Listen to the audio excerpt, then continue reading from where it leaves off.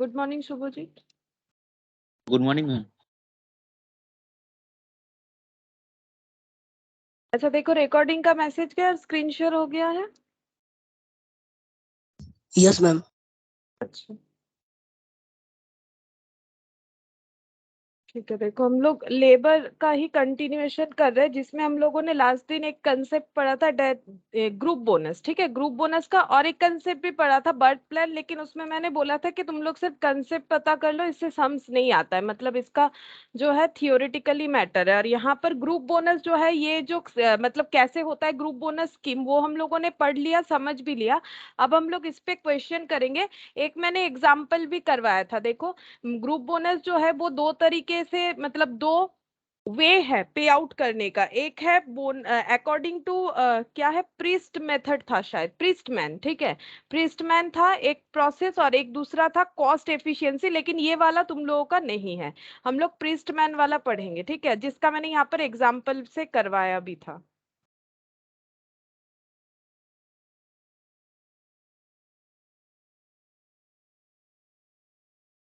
अच्छा ठीक है, देखो तो अब हम लोग ग्रुप बोनस का ही एक क्वेश्चन ले लेते हैं।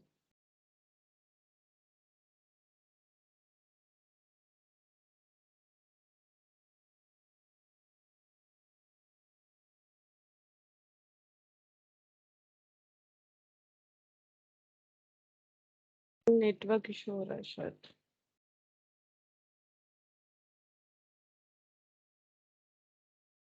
अच्छा,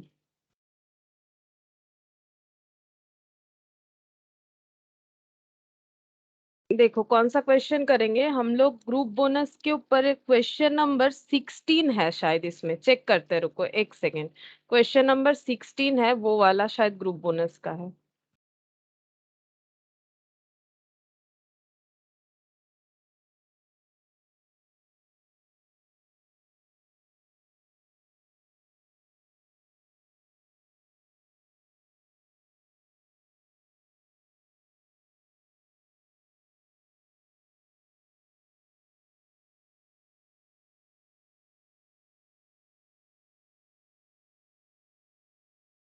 ये देखो, ये वाला ग्रुप बोनस का क्वेश्चन है। देखो इसमें क्या बोला है, 10 men work as a group. ठीक है, 10 लोग ग्रुप में काम कर रहे हैं। ठीक है, यहाँ पर बोल रहा है when the weekly production of the group exceed standard 200 pieces per hour. बोल रहा है कि अगर वीकली प्रोडक्शन ग्रुप में जो 10 लोग काम कर रहे हैं, अगर उनसे प्रोडक्शन एक्सीड हो जाता है स्टैंडर्ड से, स्टैंडर्ड क्या है 200।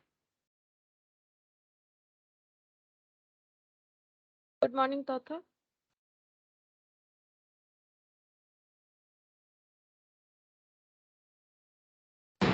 Morning ma'am. अच्छा देखो, तो यहाँ पर ग्रुप से एक्सीड हो जाता है। देखो क्या बोल रहा है, weekly production of the group exceed standard. Standard जो है उससे अगर एक्सीड कर जाता है, तो स्टैंडर्ड पता होना चाहिए। स्टैंडर्ड क्या है 200 पीसेस पर आवर। 1 आवर में 200 पीसेस अगर ये लोग बना लेते हैं तो ये स्टैंडर्ड है। बोनस कब मिलेगा, जब इससे ज्यादा प्रोडक्शन करेंगे, क्योंकि लास्ट क्लास में हम लोग जब ग्रुप बोनस डिस्कस कर रहे थे कि ग्रुप में काम करने के बाद बोनस कब मिलता है, तो वो डिपेंड करता है एफिशिएंसी ऑन आउटपुट। ठीक है, अगर स्टैंडर्ड आउटपुट से एक्चुअल आउटपुट ज्यादा है तो जरूर ग्रुप में बोनस मिलेगा।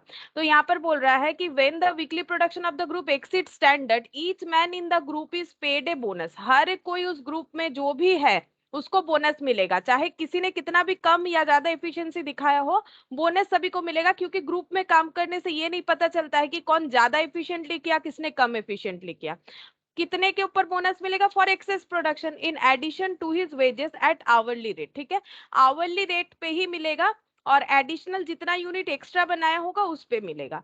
द बोनस इज कंप्यूटेड, 10 ऐसे कंप्यूट करना है। The percentage of production in excess of standard amount is found and 1/2 of this percentage is considered as men's share. ठीक है, क्या बोल रहा है देखो, percentage of production in excess of the standard amount is found. पहले ये find out करो परसेंटेज ऑफ एक्सेस कितना है। कैसे फाइंड आउट करोगे, जितना एक्सेस हुआ है out of standard output into 100, ये करने से ही तो पता चलेगा कि कितना एक्सेस हुआ है। पहले वो ढूंढेंगे एंड 1/2 ऑफ दिस परसेंटेज, और ये जो परसेंटेज आएगा इसका 1/2 यानी हाफ, 1/2 का मतलब तो हाफ ही होता है ना। 1/2 of this percentage is considered as the men share, तो ये हो जाएगा एक एक जन का बोनस का शेयर। ठीक है, ये बोल रहा है, ये लाइन में ये बताया रखा है। ठीक है, ये बता रखा है each man is the group each man in the group is paid as bonus this percentage of a wages rate of 3.20 per hour, और ये जो परसेंटेज आया, ठीक है, वो एक एक पर्सन का शेयर हो जाएगा और उस शेयर पे 1 घंटे के हिसाब से एट द रेट ऑफ 3.20 करके पेमेंट कर दिया जाएगा। There is no relationship between the individual workman's hourly rate and the bonus rate. बोल रहा है कि बोनस रेट और इंडिविजुअल आवरली रेट के अंदर कोई भी लिंक नहीं है। Good morning Pankaj. Good morning ma'am. अच्छा, अब देखो यहाँ पर क्या बोल रहा है, the following is the week's record. ये रिकॉर्ड दे रखा है, मंडे 90 आवर्स काम हुआ इतना प्रोडक्शन, फिर ट्यूसडे इतना आवर्स काम हुआ इतना। वीकली क्यों दिया है? क्योंकि यहाँ पर वीकली ही प्रोडक्शन का बात बोला है, ग्रुप में वीकली काम करके इनको फिनिश गुड्स बनाना था। वेडनेसडे कितने आवर्स काम हुआ है, कितना प्रोडक्शन, ये यूनिट है। ठीक है, इतना इतना यूनिट बनाया है और इतने इतने टाइम काम हुआ है, तो ओवरऑल देखेंगे तो 480 आवर्स काम करके 1,19,600 यूनिट इन लोगों ने बना लिया है। ठीक है, तो 1 वीक में ग्रुप में परफॉर्मेंस जो है उसका डिटेल्स दे दिया है। 1 वीक में ग्रुप परफॉर्मेंस का डिटेल्स हम लोगों को दे दिया है। अब देखते हैं यहाँ पर क्या दिया है, नीचे कुछ बोला है। हाँ, compute the rate and amount of bonus for the week, और पॉइंट बी में बोला है compute the total pay of John who work 41.5 hour was pay 2 per hour basic. अच्छा, ये बाद में पढ़ेंगे, पॉइंट बी वाला बाद में पढ़ते हैं, दो अलग अलग वर्कर का बता रखा है। ठीक है, वो बाद में पढ़ते हैं, पहले पॉइंट ए देखो, rate and amount of bonus calculate करने बोला है। तो बोनस मिलेगा कि नहीं पहले वो बताओ, कैसे पता करोगे? पूरे ये कितने वीक का प्रोडक्शन है? ये 1 वीक का प्रोडक्शन है। ठीक है, और ग्रुप में काम करने से बोनस तभी मिलेगा, सिर्फ और सिर्फ तभी मिलता है, ये देखो, अगर हम लोगों ने स्टैंडर्ड से ज्यादा प्रोडक्शन किया हो। कहाँ पर लिखवाया था मैंने? अच्छा, ये वाला नहीं, ये वाला पीडीएफ में था। ये देखो, ये देखो स्टैंडर्ड से ज्यादा प्रोडक्शन, ये देखो तुम लोगों ने बोला था 100 यूनिट स्टैंडर्ड है, 100 यूनिट ही प्रोडक्शन करेगा बोनस नहीं मिलेगा, 90 करेगा नहीं मिलेगा, 110 हाँ बोनस मिलेगा। तो हमें ये भी पता करना पड़ेगा कि कितना एक्सेस जो है इन लोगों ने प्रोडक्शन किया है, तभी तो बोनस देंगे या नहीं देंगे, ये डिसाइड करेगा ऑर्गेनाइजेशन। तो तुम लोग बताओ कि यहाँ पर बोनस मिलेगा या नहीं मिलेगा? क्या डेटा देख के तुम लोग बोल सकते हो बोनस मिलेगा कि नहीं मिलेगा? ये कितने दिन का प्रोडक्शन है? 1 वीक का। 1 वीक का कितना प्रोडक्शन है? 1,19,600। ठीक है, और वैसे 1 वीक में कितना प्रोडक्शन करना चाहिए था, ये तो एक्चुअल है, एक्चुअल प्रोडक्शन है ना, ये तो एक्चुअल प्रोडक्शन है। तुम लोग मुझे ये बताओ कि 1 वीक में कितना प्रोडक्शन करना चाहिए था स्टैंडर्ड के हिसाब से। यहाँ कुछ लिखा हुआ है, ये देख के तुम लोग बता सकते हो। 200 पीसेस पर आवर बेसिस पे उनका स्टैंडर्ड था, मतलब स्टैंडर्ड ये बता रहा है कि ग्रुप में 10% कंबाइनली अगर काम करते हैं तो 1 घंटे में 200 पीसेस बना लेते हैं। तो उन्होंने अगर वीक में इतना टाइम काम किया है तो कितना पीसेस बना लेना चाहिए था, वही तो स्टैंडर्ड होगा। बोलो कितना पीसेस बना लेना चाहिए था?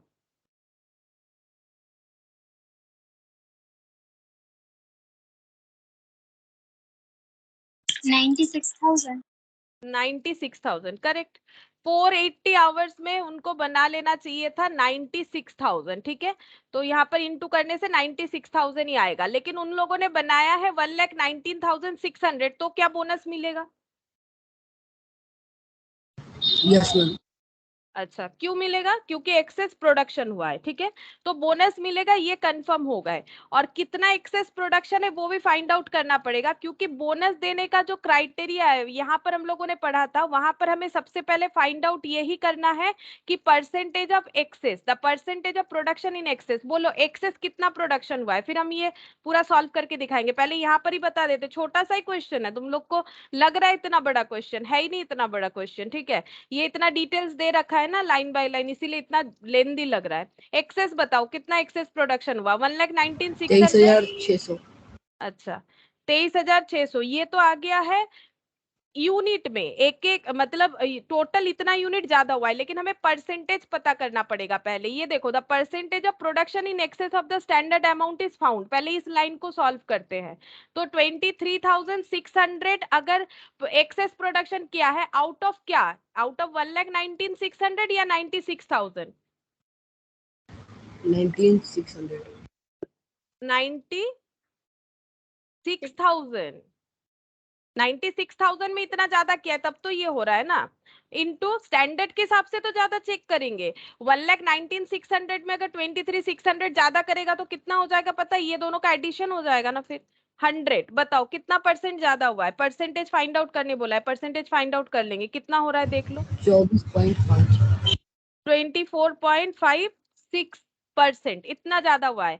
अब क्या करना है, 1/2 of this percentage is considered as men share. तो एक एक पर्सन का शेयर क्या हो जाएगा बोनस का, इसका हाफ। 1/2 ऑफ दिस परसेंटेज, इसका हाफ कर लो, कितना होता है?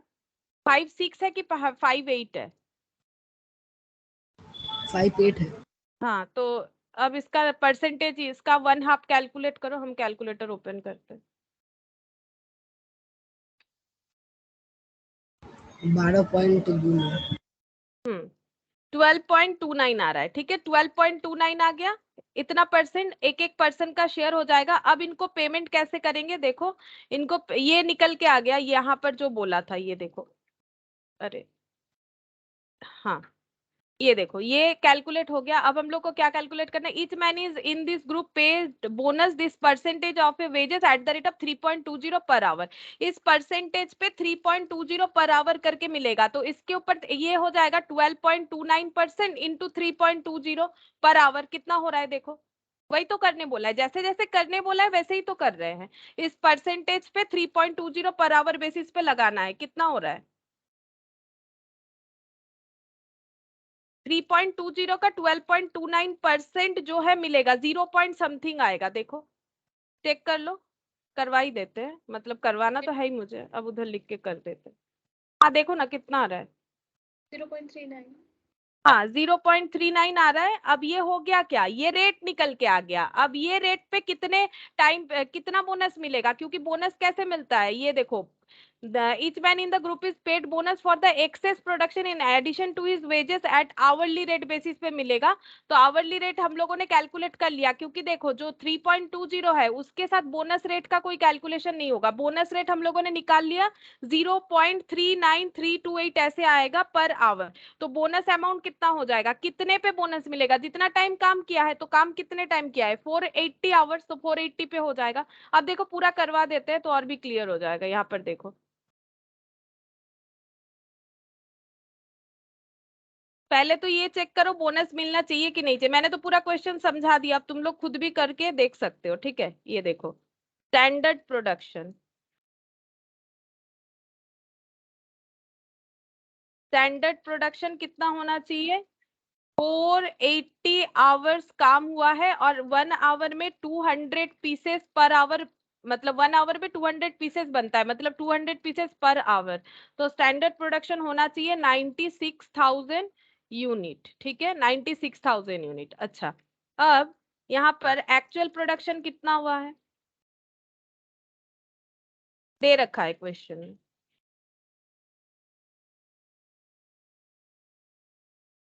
1,19,600 यूनिट, ठीक है। अच्छा, तो अब हम लोग यहाँ से कैलकुलेट कर लेंगे एक्सेस बोनस, तो मिलेगा, दिख ही रहा है, एक्सेस प्रोडक्शन 1,19,600 माइनस 96,000, 23,600 आया था। 23,600 यूनिट एक्सेस प्रोडक्शन हुआ है। अब हमें फाइंड आउट करना है परसेंटेज ऑफ एक्सेस प्रोडक्शन। देखो ये सब क्वेश्चन में बता दिया है, नहीं भी बताएगा तो मैंने लास्ट दिन बताया था कैसे हमें कैलकुलेट करना है, ठीक है। तो ये देखो यहाँ पर बता दिया है, तो हम लोग फॉलो करके कर सकते हैं। परसेंटेज ऑफ एक्सेस, कितना एक्सेस हुआ है? 23,600 आउट ऑफ ऑब्वियसली 96,000। देखो 96,000 से 23,600 बेसिक किया है, 1,19,600 200 से नहीं किया है, ठीक है, तो नीचे यहाँ पर स्टैंडर्ड हो जाएगा, आउट ऑफ इतना इतना ज्यादा किया है, तो टोटल ये दोनों का हो जाएगा इनटू 100, ठीक है। ये करने से परसेंटेज आया था 24.58%, ठीक है। ये हो गया एक्सेस ऑफ प्रोडक्शन। अब हम लोग कैलकुलेट करेंगे परसेंटेज ऑफ बोनस। बोनस का परसेंटेज कितना होगा, तो 24.58% एक्सेस प्रोडक्शन का हाफ जो है बोनस का परसेंटेज होगा, ये आ जाएगा 12.29%। अब हम लोग बोनस रेट कैलकुलेट करेंगे। बोनस रेट आवरली बेसिस पे होगा, पर आवर। बोनस रेट कितना हो जाएगा, इस परसेंटेज पे 3.20 जो नॉर्मल रेट है, इतना जो रेट है इस पे 12.29%। ये सब क्वेश्चन में ही बोला हुआ था, मैंने कुछ भी अपने मन से नहीं किया है, ठीक है, ये सब क्वेश्चन में ही बोला हुआ था। 1/2 of this percentage is considered as the men share, each man in the group is paid as bonus this percentage of wages rate of मतलब multiplied 3.20 per hour, ठीक है। तो यहाँ पर मल्टीप्लाई करने से आ जाएगा ₹0.39328 पर आवर, ठीक है, ये रेट निकल के आ गया। अब बोनस अमाउंट कितना हो जाएगा, 480 आवर्स काम हुआ है टोटल ग्रुप में, और इतना करके पर आवर बेसिस पे बोनस मिलेगा। अब मल्टीप्लाई करके अब बताओ कितना आ रहा है। देखो पहला क्वेश्चन सॉल्व हो जाएगा, compute the rate and amount of the bonus for the week. तो अमाउंट बताओ कितना आ रहा है मल्टीप्लाई करके। 188.77 188.77 आ जाएगा। देखो पॉइंट के बाद मतलब 7 के बाद शायद ज्यादा है अमाउंट, देखो तो मैंने 77 लिख दिया इसीलिए, ठीक है। अच्छा ये हाँ 7744 7744, अच्छा ठीक है। अच्छा नेक्स्ट देखो यहाँ पर क्या बोला है, compute the total pay of John who worked for 41.5 our and was paid 2 per hour basic, end of Smith who worked for 44.5 our and was paid 2.50 पर बेसिक। बोल रहा है कि कंप्यूट द टोटल पे, मतलब दो वर्कर दे दिया है, उनका टोटल पेमेंट हमें कैलकुलेट करने के लिए बोला है पॉइंट बी में, ठीक है। तो दो वर्कर का नाम यहाँ पर लिख लेते हैं। टोटल पे मतलब बेसिक प्लस बोनस, यहाँ पर बोनस है तो ठीक है। तो बेसिक कितना मिलेगा, इन्होंने कितना टाइम काम किया दे दिया है 41.5 और 44.5, तो 44.5 मतलब 0.5 लिख सकते हैं, इतना आवर, और कितना करके है 3.20।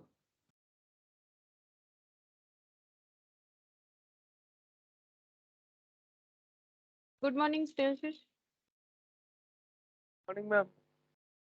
अच्छा इसका रेट कितना है चेक करते हैं, रेट दिया हुआ था क्या।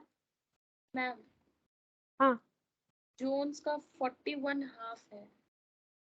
हाँ हाँ जोन्स का 41.5 है। ओ अच्छा मैंने इसको 44 लिख दिया। अच्छा 41.5 मतलब 41.5, और इसका रेट क्या है 2। अच्छा इसका 2 बता दिया है। और स्मिथ का क्या है 44.5, और इसका रेट कितना है 2.5। अच्छा ये कैलकुलेट करना पड़ेगा कितना होगा, तो ये कितना होगा 83 ना, 83 हो रहा है। और ये 44.5 इंटू 2.5, तो ये कितना हो गया 111.25, ठीक है। अच्छा बोनस कैसे मिलेगा, क्योंकि इनका टोटल पे जो है उसमें तो बोनस भी आ जाएगा ना, तो बोनस कितना मिलेगा, बोनस का रेट अभी अभी हम लोगों ने कैलकुलेट किया, बोलो 41.5 hour at the rate of, अभी भी कैलकुलेट किया, रेट कौन सा होगा बोलो, क्वेश्चन से बताओ, मतलब जो भी सोल्यूशन किया वहां से बताओ मुझे रेट कौन सा है, तब तो मुझे समझ में आएगा कि तुम लोग रेट समझ गए हो। कौन सा है रेट, बोनस का रेट कौन सा है। हाँ बोलो बोलो। 39, एक बार बोल दो, नहीं तो मुझे देख के फिर से लिखना पड़ेगा। 0.39328। हाँ 0.39328। अब मल्टीप्लाई कर लो देखो कितना आता है, फिर ये दोनों का टोटल करेंगे तो टोटल पे हो जाएगा।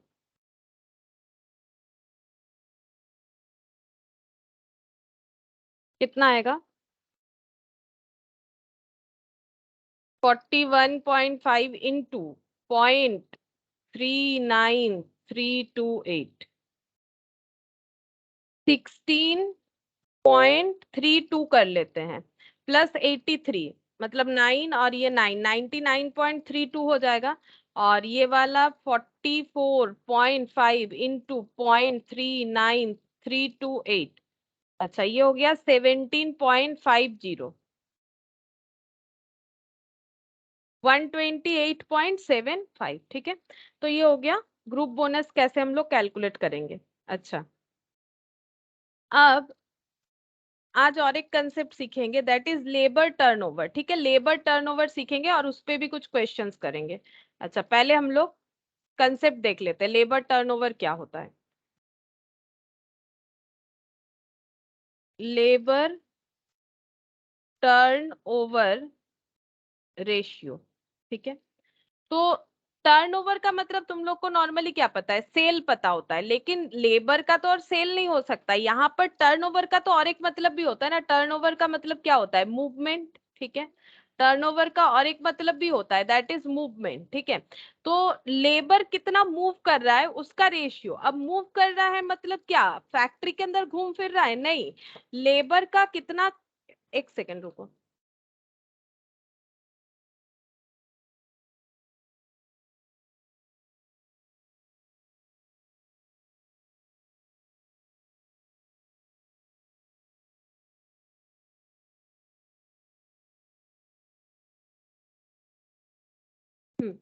तो लेबर कितना मूव कर रहा है हमारे ऑर्गेनाइजेशन में, वो हमें कैलकुलेट करना है, उसका रेशियो। क्यों कैलकुलेट करना है, इसीलिए ताकि देखो लेबर ज्यादा टर्नओवर होना मतलब लेबर का ज्यादा मूवमेंट होना मतलब बदल जाना। जैसे मान लो कोई पहले काम कर रहा था, उसकी जगह कोई और कर रहा है, कुछ लोग चले गए छोड़ के, ठीक है।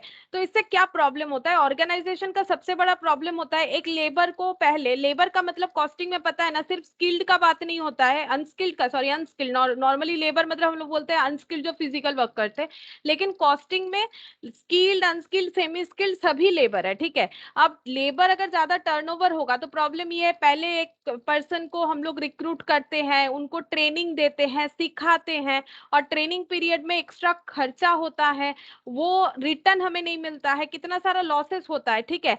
लेकिन क्या है, किसी को अगर रेडी करना है तो इतना तो मेहनत करना पड़ेगा, सभी को अपने अपने जगह में मेहनत करना पड़ता है। तो इसीलिए ऑर्गेनाइजेशन कभी नहीं चाहेगा कि उसका बना बनाया एक लेबर मतलब जिसको उसने पूरा ट्रेनिंग देके अपने ऑर्गेनाइजेशन के हिसाब से बना लिया है, वो उसको मतलब चला जाए, वो वहां से चला जाए, सिर्फ इसीलिए ताकि दूसरे लोग ज्यादा पैसा दे रहे हैं, ठीक है। अब देखो लेबर की तरफ से भी देखोगे तो ठीक है, उसको तो जॉब करके, जो जॉब ओरिएंटेड काम करते हैं, देखो उनको जॉब करना है, अगर उनको कहीं अच्छा सैलरी मिल रहा है, अच्छा वेजेस मिल रहा है तो वो जा सकते हैं ना, क्योंकि ऐसा तो कुछ जरूरी नहीं है कि एक जगह पे काम करे तो वहीं पर करते रहेंगे, उनका भी अपना नीड होता है। तो ऑर्गेनाइजेशन अपने हिसाब से सोचता है, लेबर अपने हिसाब से सोचता है, लेकिन अभी हम लोग ऑर्गेनाइजेशन के हिसाब से सोचेंगे, क्योंकि लेबर का मूवमेंट ऑर्गेनाइजेशन को इम्पैक्ट डालेगा, लेबर को नहीं। लेबर को तो जहां अच्छा काम मिलेगा, अच्छा सैलरी मिलेगा या अच्छा वेजेस मिलेगा, वो नॉर्मल सा बात है, वो वहीं पर ट्रांसफर होने का सोचेगा, ठीक है। तो अब लेबर टर्नओवर रेशियो, अब रेशियो का मतलब क्या होता है, समथिंग डिवाइडेड बाय समथिंग, है ना। तो ये दो पैरामीटर को हम लोग जब डिवाइड फॉर्म में लिखेंगे तब वो रेशियो होगा, ठीक है। अब इसका मतलब हमारे पास लेबर टर्नओवर रेशियो अगर हम लोग कैलकुलेट करेंगे, हमारे पास दो पैरामीटर होगा जिससे हम लोग ये चेक करेंगे कि लेबर का टर्नओवर रेशियो हमारे ऑर्गेनाइजेशन के लिए क्या है, ठीक है। तो ये देखो लेबर टर्नओवर का मतलब क्या होता है, मान लो एक कंपनी है एक्स लिमिटेड, ठीक है। इनके पास कितने सारे वर्कर हैं, मान लो इनके पास बिगिनिंग ऑफ द ईयर में यानी 1 जनवरी 2021 में मान लो इनके पास लेबर है A B C D E F जी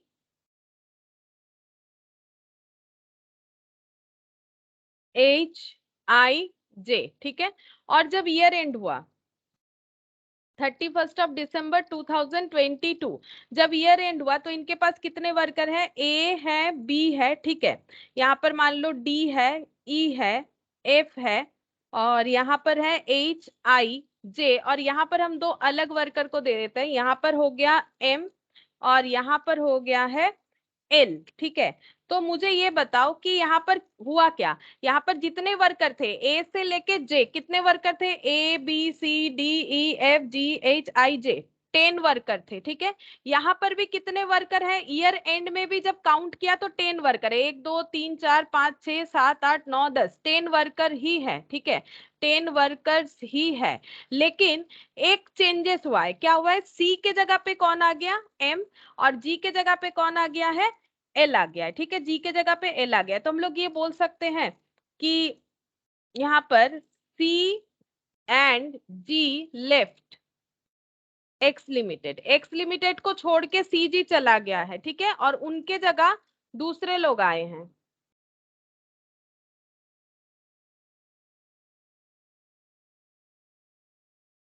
और उनके जगह देखो दूसरे लोग आए हैं। दूसरे लोग कौन कौन है, यहाँ पर देखो दूसरे लोग हैं एम एंड एल। ये क्या हुआ है, रिक्रूट, इनको हम लोगों ने रिक्रूट किया है। ठीक है, किसके जगह पे, सी और जी के जगह पे। ठीक है, इनको हम लोगों ने रिक्रूट किया है। तो ये जो पूरा प्रोसेस है, ठीक है, इसी को हम लोग बोलते हैं लेबर टर्नओवर। मतलब हम लोग ऐसे बोल सकते हैं, देखो यहाँ पर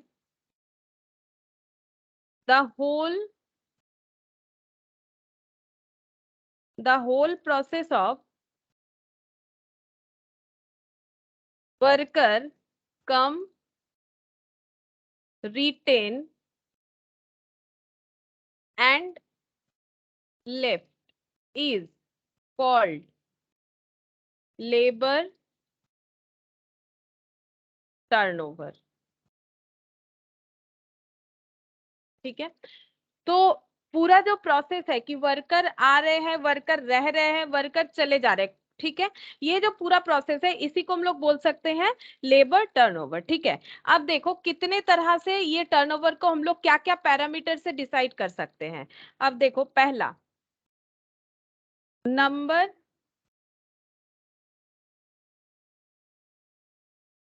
नंबर ऑफ वर्कर और एम्प्लॉइज replaced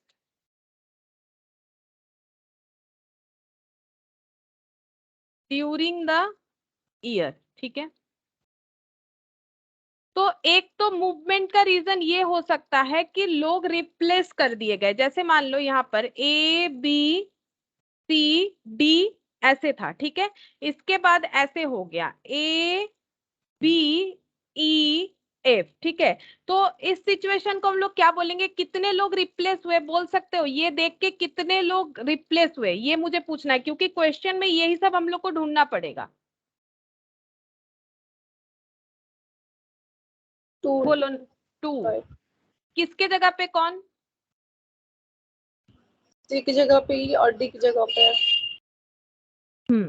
तो यहाँ पर हो जाएगा सी के प्लेस में ई, ठीक है, और डी के प्लेस में एफ। ठीक है, ये तुम लोग को लग रहा होगा कि ये तो मतलब इसको अलग से सीखने का क्या जरूरत है, क्योंकि थोड़ा सा क्वेश्चन में अगर लैंग्वेज घुमा देगा तो प्रॉब्लम हो सकता है, नहीं भी हो सकता है, और ऐसा कोई बात नहीं है, लेकिन ये हम लोगों को थोड़ा सा सीखना पड़ेगा इसी तरह से।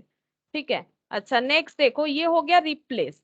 अच्छा, अब अच्छा और एक सिचुएशन देते हैं, और एक सिचुएशन देते हैं, ए बी सी डी था। ठीक है, अब हो गया ए बी और ई। ठीक है, ए बी और ई ऐसे अगर हो जाता है, मतलब ये दो अलग अलग सिचुएशन देते हैं। ए बी सी डी था, अब इसके जगह पे हो गया है ए बी और ई। हाँ, यहीं पर लिख देते हैं। मुझे बताओ नंबर ऑफ एम्प्लॉय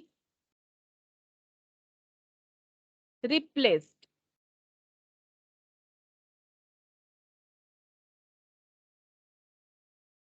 बोलो कितने लोग रिप्लेस हुए हैं। 0। नहीं, एक तो हुआ ही होगा, कम से कम एक तो हुआ ही होगा, है ना। देखो क्योंकि ए बी जैसे था वैसे है, सी डी में से दोनों ही चले गए, ई आया है, तो ई किसके जगह पे आया होगा, कोई भी एक पर्सन की जगह पे, है ना। तो नंबर ऑफ एम्प्लॉय रिप्लेस्ड हम लोग 1 बोलेंगे, 1, क्योंकि मैंने यहाँ पर अलग से कुछ नहीं बोला है, लेकिन देखो 2 जन की जगह 1 जन आ गया ना, मतलब एक ही जन को रिप्लेस किए होंगे, कोई भी एक के जगह पे, ठीक है। अगर जब तक हमें ये ना बोल दे कि ई के पास ऐसा कैपेबिलिटी है कि वो दोनों वर्कर का काम कर सकता है, तब हम लोग बोलेंगे 2 के जगह पे 1 को रिप्लेस किया, वो तो एक एक्सेप्शनल मैटर हो जाएगा। लेकिन नॉर्मली अगर देखोगे तो सी के जगह पे या तो ई आया होगा या तो डी के जगह पे ई आया होगा, ठीक है। तो नंबर ऑफ एम्प्लॉय रिप्लेस्ड हम लोग 1 बोलेंगे यहाँ पर। अच्छा, और एक सिचुएशन हो सकता है रिप्लेसमेंट का, जैसे मान लो हेड ऑफिस है, कोई भी ऑर्गेनाइजेशन का एक हेड ऑफिस है, ठीक है। हेड ऑफिस में मान लो कुछ वर्कर काम करते हैं, इनका नाम दे देते हैं ए बी सी डी, ठीक है। अब ब्रांच ऑफिस है,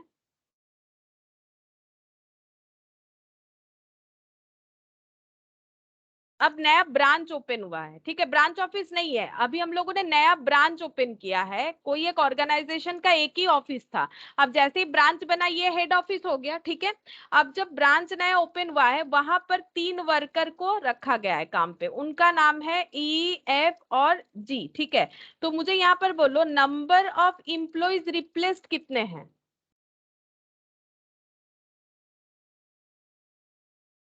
अब बताओ नंबर ऑफ इम्प्लॉइज रिप्लेस्ड कितने हो जाएंगे। 0, क्योंकि यहाँ पर फ्रेशली लोगों को रिक्रूट किया गया है, क्योंकि ये नया ब्रांच है। अगर हम ये बोलते कि ये पुराना ब्रांच है तो बात अलग था, और पुराने ब्रांच में भी क्या लोगों के बदले किसी को रखा गया है, किसी के बदले किसी को रखा गया है, ऐसा तो नहीं बोला है। नया ब्रांच ओपन किया गया है तो वहां पर भी काम चले, इस वजह से 3 लोगों को रख दिया गया है, तो किसी को रिप्लेस नहीं किया गया है। तो नंबर ऑफ इम्प्लॉय रिप्लेस्ड क्या हो जाएगा, 0। तो इसका मतलब अगर कभी भी नया मतलब बिजनेस एक्सपांशन के वजह से अगर हम लोग किसी को रिक्रूट करते हैं तो उसको हम लोग रिप्लेस नहीं बोलेंगे। देखो यहाँ पर if the new recruitment is on account of expansion, expansion के वजह से अगर हम लोग नया रिक्रूटमेंट कर रहे हैं,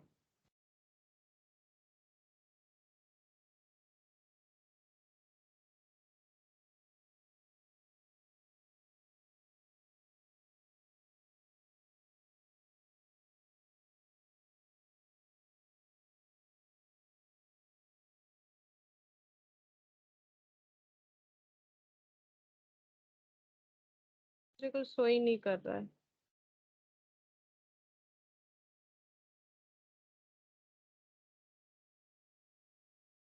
Expansion of business,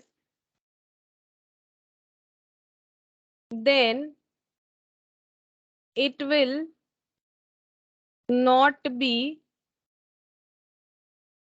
considered as replacement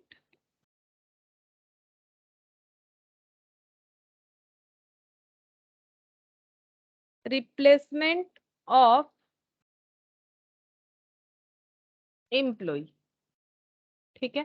तो कंसेप्ट क्या हुआ कि अगर कोई नया रिक्रूटमेंट हो रहा है, क्या लिखा है मैंने, if the new recruitment is on account of expansion of business, नया हम लोगों ने बिजनेस को बढ़ाया तो एक ब्रांच ओपन किया तो वहां पर हम लोगों ने कुछ लोगों को रिक्रूट किया, then it will not be considered as replacement of employee, ये कभी भी रिप्लेसमेंट होगा भी नहीं, ठीक है। ये तो वैसे भी तुम लोग समझ सकते हो, फिर भी एक बार मैंने इसको लिखवा दिया। तो देखो कितने तरह का हम लोगों ने यहाँ पर देखा कि रिप्लेसमेंट हो सकता है। तो देखो पर्टिकुलर यहाँ पर 4 वर्कर थे, अब 4 वर्कर ही है, लेकिन इन दोनों के जगह पे कोई और 2 आ गया, यहाँ पर 4 वर्कर थे, यहाँ पर 3 वर्कर हो गया, तो 1 वर्कर रिप्लेस हुआ है, ठीक है।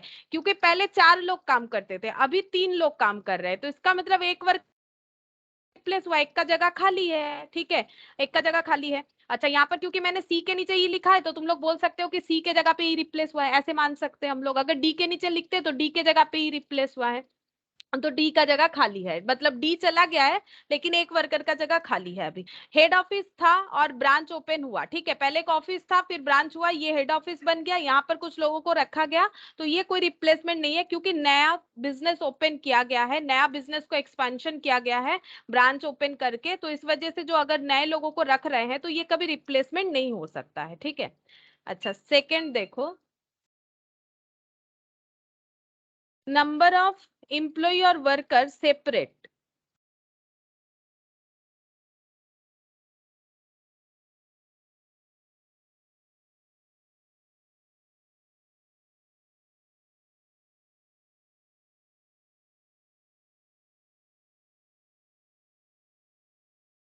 ए बी सी डी था, ठीक है, अभी है सिर्फ ए और बी, बोलो कितने लोग सेपरेट हो गए, मतलब छोड़ के चले गए,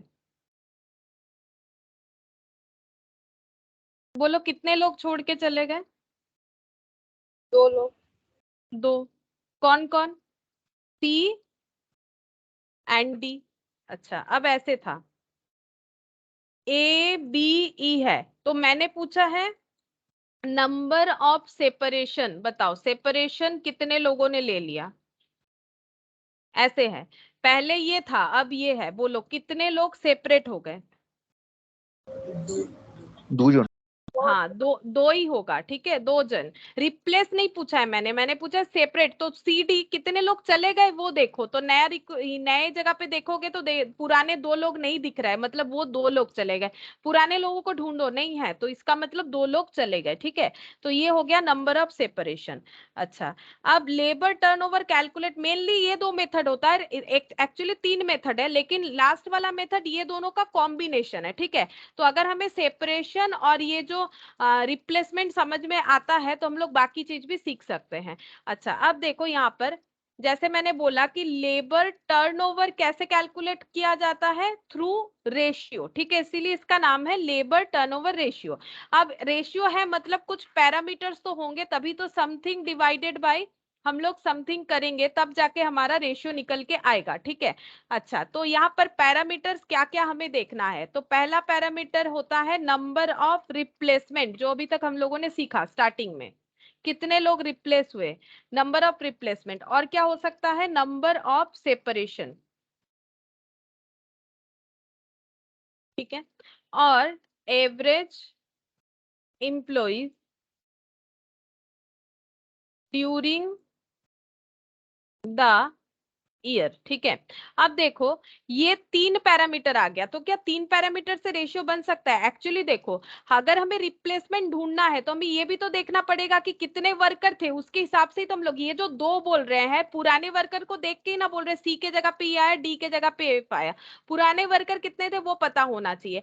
अगर इसी चीज को हम लोग ईयरली कैलकुलेट करेंगे कि पूरे साल में कितने लोग आए कितने लोग चले गए, ठीक है, कितने लोग रिप्लेस हो गए, तो हमें पूरे साल में कितने वर्कर थे वो पता करना पड़ेगा। अब पूरे साल में कितने वर्कर थे वो देखो, अगर मान लो 2 4 5 दिन या वीकली ही चेंज हो जाता है तो कितना टफ है इतना कैलकुलेशन रखना कि कितने लोग आए और कितने लोग गए, तो मतलब ओवरऑल कितने लोग थे पूरे साल भर में, इसका हम लोग क्या करेंगे एवरेज कैलकुलेट कर लेंगे कि पूरे साल इतने लोग थे उसमें इतने लोग रिप्लेस हुए इतने लोग सेपरेट हुए, ठीक है, इसीलिए ये बेस हो जाएगा हमारा, ये हमेशा क्या हो जाएगा, ये हो जाएगा बेस, बेस हो जाएगा, ये वाला वैल्यू हम लोग का बेस हो जाएगा।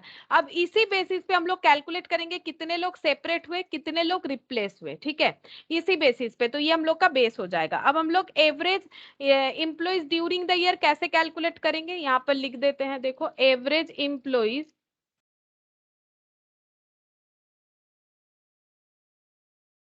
ड्यूरिंग द ईयर, एवरेज कैसे कैलकुलेट करते हैं, ओपनिंग में कितने लोग थे मतलब बिगिनिंग ऑफ द ईयर, और एंडिंग में कितने लोग थे डिवाइडेड बाय 2, है ना, तो ऐसे लिखेंगे number of employees in beginning of the year. अच्छा ईयर ही हो ऐसा जरूरी नहीं है, मान लो कि कोई ऑर्गेनाइजेशन मंथली कैलकुलेट करता है तो beginning of the month ending of the month हो जाएगा, तो beginning number of employees in beginning period लिख देते हैं। अब ये पीरियड जो है डिपेंड ऑन क्वेश्चन, मंथली है ईयरली है क्या है, और number of employees in and period, ठीक है। डिवाइडेड बाय 2 करेंगे, डिवाइडेड बाय 2 करेंगे तो हम लोग को मिल जाएगा कि एवरेज वर्कर कितने सारे हैं, ठीक है। अच्छा, ये हम लोग का फिक्स्ड हो जाएगा, ये बेस हो जाएगा। अब मेथड्स पे चलते हैं। नाम है, कुछ मेथड्स का नाम है, methods of labour turnover, methods of labour turnover. 3 method है, ठीक है, 3 मेथड है।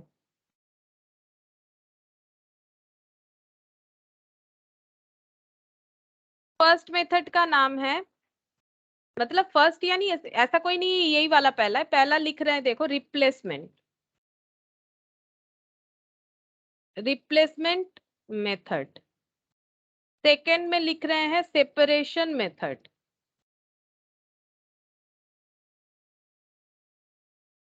थर्ड में लिख रहे हैं फ्लक्स मेथड, ठीक है। ये 3 मेथड हो गया। अब ये 3 मेथड का फॉर्मूला देखो। रिप्लेसमेंट मेथड,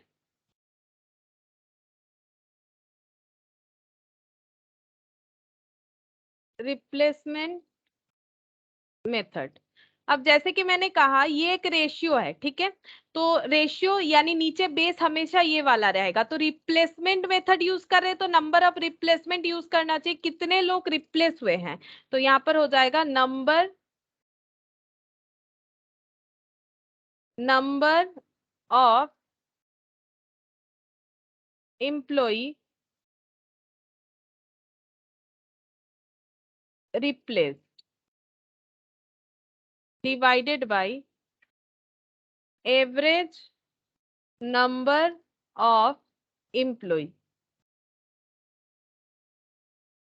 अब इंटू 100 भी कर सकते हो। देखो, अगर कुछ रेशियो है, ठीक है, उसको अगर हम लोग इंटू 100 करते हैं तो वो परसेंटेज में आंसर देगा और कुछ नहीं।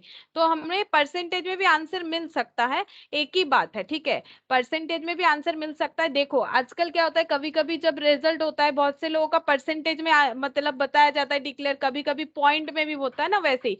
तो रेशियो को इंटू 100 करने से तो वो परसेंटेज में आंसर देगा, ठीक है। तो ये परसेंटेज में भी हो सकता है, अगर इंटू 100 करोगे परसेंटेज हो जाएगा। अब क्वेश्चन में जैसे बोलेगा वैसे कर सकते हो, ठीक है। अगर परसेंटेज बोल देगा तो इंटू 100 से कर सकते हैं। फिर हो जाएगा सेपरेशन मेथड।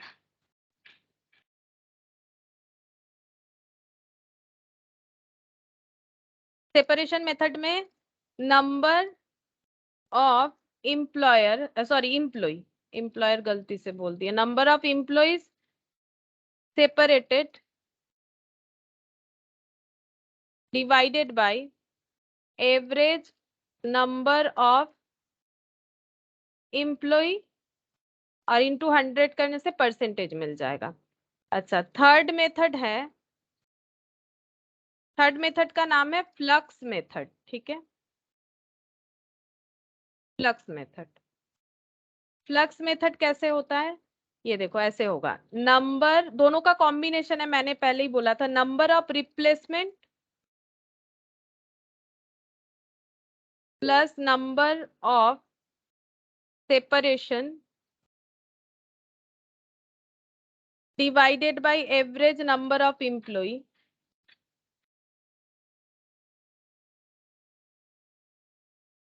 इंटू 100। ये एक मेथड होता है।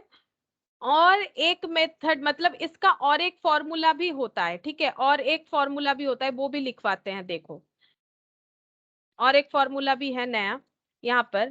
एक हो जाएगा number of replacement plus new recruit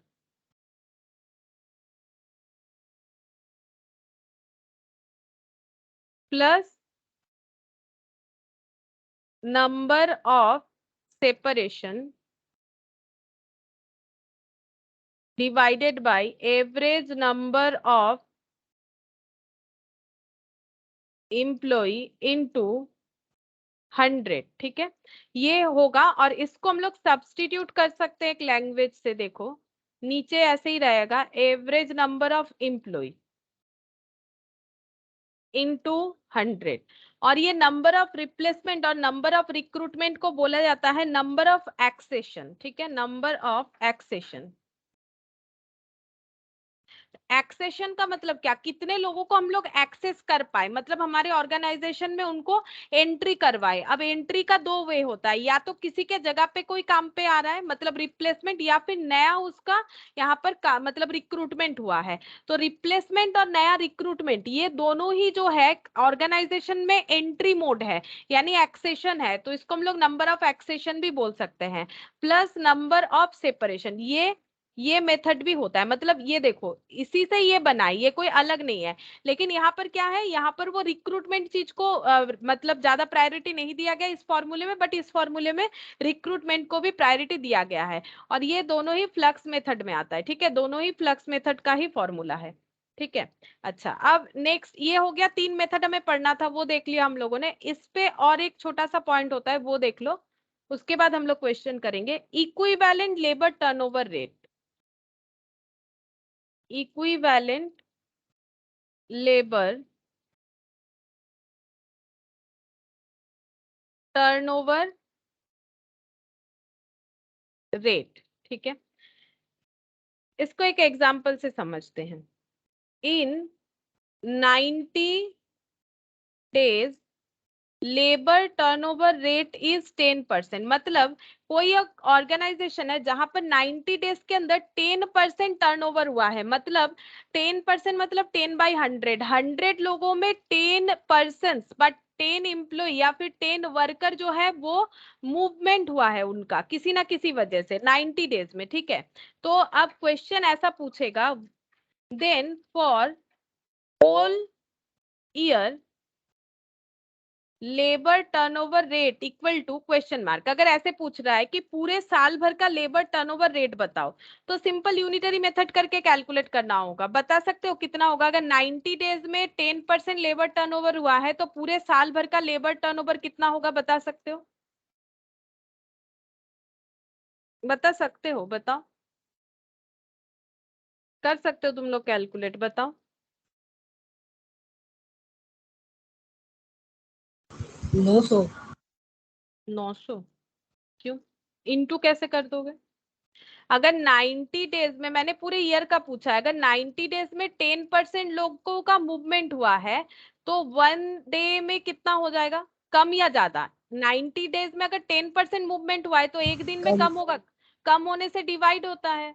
हमेशा लिख के करो, ऐसे ही मतलब करने से गलत हो सकता है। तो पूरे साल भर का यानी कितना दिन होता है?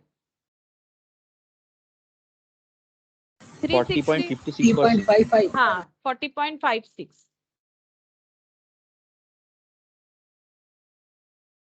40.56 या 55 जो भी आ रहा है, ठीक है। इतना परसेंट जो है लेबर इक्विवेलेंट, मतलब अगर हमें कोई टर्नओवर किसी एक स्पेसिफिक पीरियड का बता दिया है तो हम लोग पूरे ईयर का उसका कैलकुलेट कर सकते हैं। अब डेज था तो 365 डेज लिया, अगर मान लो ये मंथ होता तो 12 मंथ ले लेते पूरे ईयर का, अगर ये वीक होता तो 52 वीक ले लेते, अगर ये क्वार्टर होता तो एक साल में कितने क्वार्टर होते हैं बताओ? अगर क्वार्टर होता, क्वार्टरली भी तो हो सकता, 4, तो 4 का कैलकुलेट करना पड़ता, ठीक है। तो ऐसा भी कभी कभार पूछ सकता है इक्विवेलेंट लेबर टर्नओवर, छोटा सा एक पॉइंट होता है, तो ये भी बताया मैंने। अच्छा, अब यहाँ पर लेबर टर्नओवर का इम्पैक्ट देखो। लेबर टर्नओवर बोलो, ऑर्गेनाइजेशन के लिए लेबर टर्नओवर अच्छा है कि बुरा? अभी तो इतना चीज सीखे, लेबर टर्नओवर जितना ज्यादा होगा उससे हमारा लेबर कॉस्ट बढ़ेगा कि घटेगा? इतना कुछ समझा है तुम लोग, कुछ नहीं बोलोगे? लेबर टर्नओवर तो पहले ही बोला था, लेबर टर्नओवर होने से क्या है ऑर्गेनाइजेशन के लिए? खर्चा मैम। है खर्चा। ऑब्वियसली अगर मैंने एक लेबर को काम पे रखा, उसको सिखाया 6 महीने तक, अब जैसे ही वो काम सीख गया, उसको अच्छा अच्छा ऑफर आने लगा, वो चला गया ऑर्गेनाइजेशन को छोड़ के, अब वो तो रेडी है, हम लोगों ने उसको रेडी किया और दूसरे ऑर्गेनाइजेशन को वो रेडी पूरा मिल गया, ठीक है, मतलब उसको स्किल्ड बनाया हम लोगों ने और वो स्किल्ड होने के बाद कहीं और जाके काम कर रहा है, तो ऑब्वियसली ऑर्गेनाइजेशन का लॉस है। तो कंसेप्ट तो समझो तुम लोग, आंसर देना चाहिए था, ठीक है। तो हायर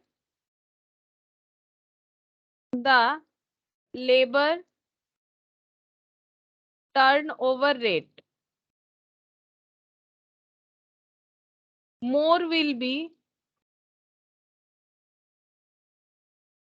labor cost.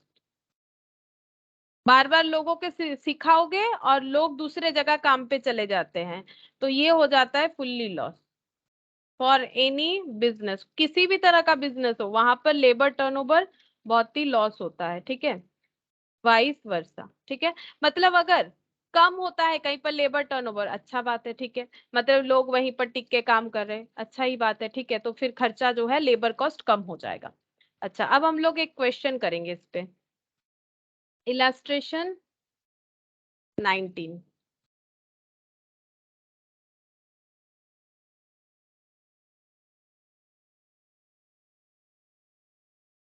ये देखो यहाँ पर, the extracts from the payroll of Messrs Maheshwari Brothers is as follows. ठीक है, number of employees at the beginning of 2005 2005 नहीं 2015 और number of employees at the beginning end of 2015.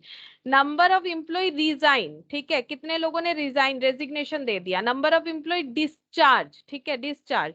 number of replaced due to resignation and discharge. Calculate the labour turnover rate for the factory by different method. अलग अलग method से calculate करके हमें बताना पड़ेगा. ठीक है, मेथड जैसे ही बोल दिया, जो 3 मेथड मैंने बोला, सेपरेशन मेथड, रिप्लेसमेंट मेथड और फ्लक्स मेथड. ठीक है, तो पहले कोई सा भी कैलकुलेट कर सकते हैं. तो क्वेश्चन नंबर 19, पहला सेपरेशन मेथड कर लेते हैं. सेपरेशन मेथड, सेपरेशन मेथड का मतलब कितने लोग सेपरेट हुए हैं, number of separation divided by average number of employee in a year, क्योंकि ईयरली दिया हुआ है क्वेश्चन, इनटू 100. ठीक है, अच्छा, अब मुझे बोलो नंबर ऑफ सेपरेशन. क्वेश्चन देख के मुझे बताओ कितने लोग सेपरेट हुए हैं. अब पढ़ के समझना पड़ेगा, इसीलिए मैंने एक एक पॉइंट समझाया. अब बोलो कितने लोग सेपरेट हुए हैं.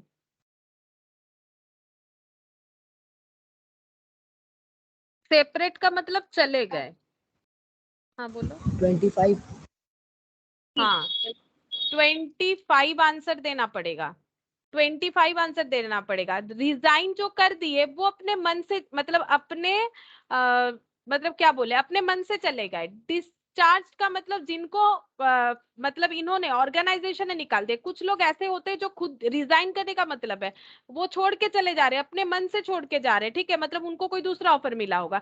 और डिस्चार्ज का मतलब कि कुछ लोगों को हम लोगों ने निकाल दिया होगा. ठीक है, कोई भी रीजन हो. तो यहाँ पर 5% जो है वो रिजाइन करके गए हैं और 20 डिस्चार्ज हो गए हैं. ठीक है, इसका मतलब कितने लोग टोटल, ये वाला 20, सॉरी मैंने इस 20 पे एरो लगा दिया है, ये वाला 20, तो रिजाइन और डिस्चार्ज, तो टोटल नंबर ऑफ सेपरेशन 25 होगा. अगर कोई भी सिर्फ 20 या 5 ले लेते हो तो गलत हो जाएगा. ठीक है, सेपरेशन का मतलब ही होता है कितने पुराने लोग अभी नहीं दिखेंगे हमें ऑर्गेनाइजेशन में. 20 और 5, इतने पुराने लोग हमें अब ऑर्गेनाइजेशन में नहीं दिखेंगे. तो 20 प्लस 5. ठीक है, तो सेपरेशन का मतलब यहाँ पर क्या क्या आ गया, ये देखो. सेपरेशन का मतलब यहाँ पर आ गया जो लोग हमें और नहीं दिखेंगे, जो रिजाइन करके चले गए वो भी और नहीं दिखेंगे ऑर्गेनाइजेशन में, जिनको डिस्चार्ज कर दिया गया वो भी अब नहीं दिखेंगे. और एवरेज कितना हो जाएगा, 150 प्लस 200 डिवाइडेड बाई 2. ठीक है, 150 प्लस 200 डिवाइडेड बाई 2 इंटू 100. अब कैलकुलेशन तो आसान है, कर सकते हो. 25, ये कितना हो जाएगा, 350 डिवाइडेड बाई 2 कितना होता है, 175 इंटू 100, देख लो कितना होगा.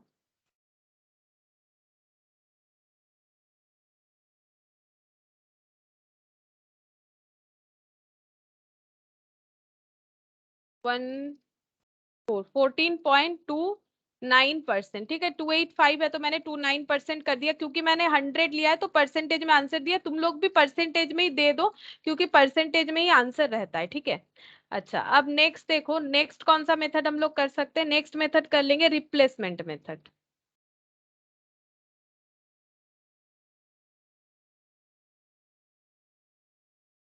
नंबर ऑफ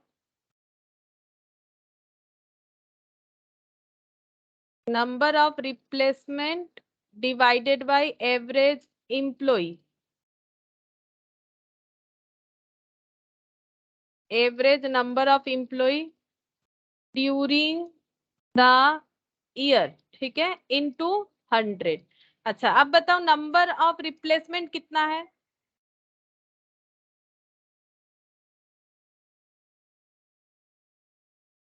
बोलो नंबर ऑफ रिप्लेसमेंट कितना है?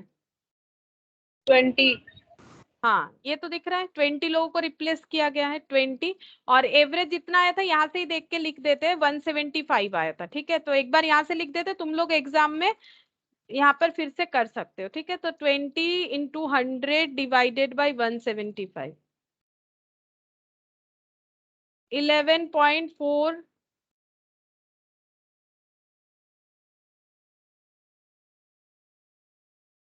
3%, ठीक है।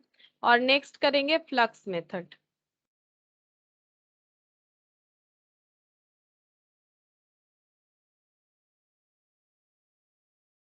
अगर हम लोग पहला फॉर्मूला लगाते हैं फ्लक्स मेथड में, number of replacement plus number of separation, तो कितना हो जाएगा? नंबर ऑफ रिप्लेसमेंट हुआ था 25, नंबर ऑफ सेपरेशन आया 20 और divided by 175 average number of employees into 100, तो ये हो गया 45 डिवाइडेड बाय 175 इनटू 100, तो कितना आ जाएगा?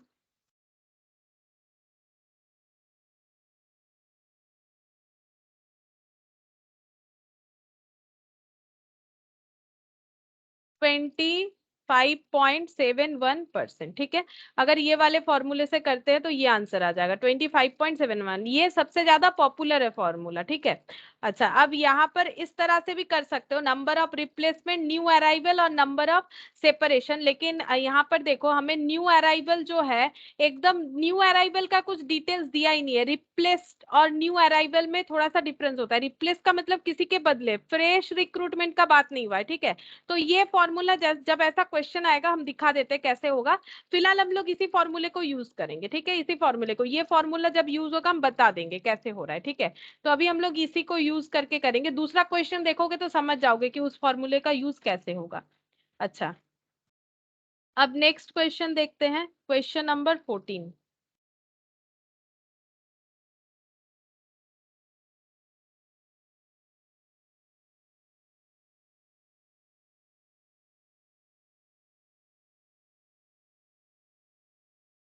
नहीं इसमें नहीं, ये वाले पीडीएफ का 14 इसमें है।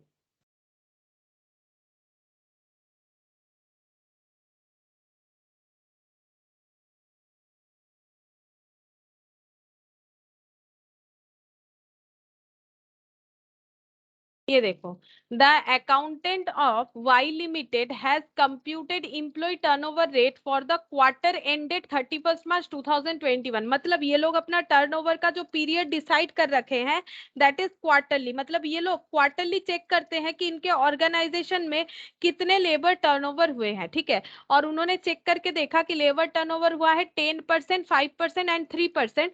कौन कौन से मेथड से? 10%, ये देखो पहले 10% बोला और यहाँ पर फ्लक्स मेथड बोला, यानी 10% according to flux method, 5% according to replacement method और 3% अकॉर्डिंग टू सेपरेशन मेथड होगा, ठीक है। तो ये देखो, and separation method respectively. If the number of worker replaced during the quarter is 30, number of worker replaced दे दिया है during the quarter, जिस क्वार्टर में चेक किया गया है वो है 30, find out the number of worker for the quarter recruited and joined, तो उस क्वार्टर में कितने वर्कर रिक्रूट हुए हैं, कितने ज्वाइन किए हैं, ठीक है। लेफ्ट एंड डिस्चार्ज, कितने लोग छोड़ के चले गए, कितने लोगों को हम लोगों ने जो है निकाला है, ठीक है। Equivalent employees turnover rate for the year, ठीक है, ये हमें कैलकुलेट करके बताना है, ठीक है। देखो सबसे पहले हम लोग क्या कैसे सॉल्व करेंगे, हमारे पास क्या गिवन है, हमारे पास परसेंटेज गिवन है हर एक मेथड का, ठीक है। और उसके साथ साथ हमें ये सारा चीज कैलकुलेट करने के लिए बोला, और एक डेटा गिवन है रिप्लेस्ड कितने वर्कर हुए हैं, तो इसका मतलब हम लोग को सबसे पहले रिप्लेसमेंट मेथड से ही क्वेश्चन को आगे करना चाहिए, क्योंकि रिप्लेस्ड नंबर ऑफ वर्कर अगर हमारे पास है और अगर हम लोग रिप्लेसमेंट मेथड यूज करेंगे तो हमें एवरेज नंबर ऑफ वर्कर मिल जाएगा। देखो कैसे होगा, क्वेश्चन नंबर 14, ठीक है। एक चीज हमेशा याद रखो, देखो एंट्री का मोड क्या होता है, कोई भी ऑर्गेनाइजेशन में वर्कर के लिए एंट्री करने का दो वे होता है, या तो किसी के जगह पे उनको रखा गया है, रिप्लेसमेंट, या फिर न्यू अराइवल, ठीक है। न्यू अराइवल का मतलब ही होता है बिजनेस बढ़ रहा होगा इसी वजह से, ठीक है, एक्सपांशन। न्यू अराइवल तभी करवाता है ऑर्गेनाइजेशन अगर उसका काम बढ़ा है, मतलब बिजनेस में एक्सपांशन हुआ है, तभी न्यू अराइवल होगा, नहीं तो ऐसे ही लोगों को रख के क्या होगा, पैसा देना पड़ता है ना। अच्छा, नेक्स्ट हो जाएगा in place of living labour, ठीक है, ऐसे लिख देते हैं। जो लेबर चला जा रहा है उसके जगह पे अगर किसी को रखते हैं तो रिप्लेसमेंट, लेकिन दोनों ही एंट्री करने का प्रोसेस है एक ऑर्गेनाइजेशन में, और एक ऑर्गेनाइजेशन से एग्जिस्ट करने का प्रोसेस क्या है, सेपरेशन, ठीक है।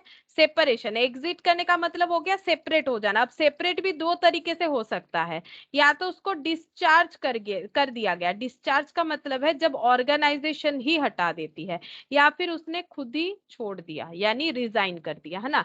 यही तो मेन कंसेप्ट है और तो कुछ नहीं है, ठीक है। अब हम लोग क्वेश्चन करते हैं, ये जस्ट मैंने एक बार समझा दिया समरी, ठीक है। अच्छा, अब देखो 14 नंबर क्वेश्चन में हम लोगों के पास लेबर टर्नओवर है। सबसे पहले हम लोग रिप्लेसमेंट मेथड को यूज कर लेते हैं क्योंकि हमारे पास नंबर ऑफ रिप्लेस्ड वर्कर है, तो रिप्लेसमेंट मेथड, ठीक है। रिप्लेसमेंट मेथड में क्या होता है, नंबर ऑफ वर्कर रिप्लेस्ड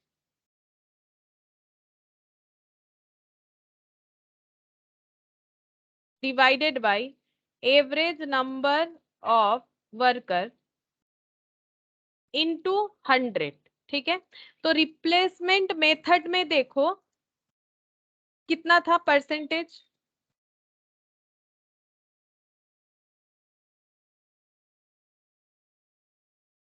10 और ये 5%, ठीक है। रिप्लेसमेंट मेथड में 5% था, और यहाँ पर नंबर ऑफ वर्कर रिप्लेस्ड दिया हुआ था क्वेश्चन में 30, ठीक है, divided by average number of worker, ठीक है।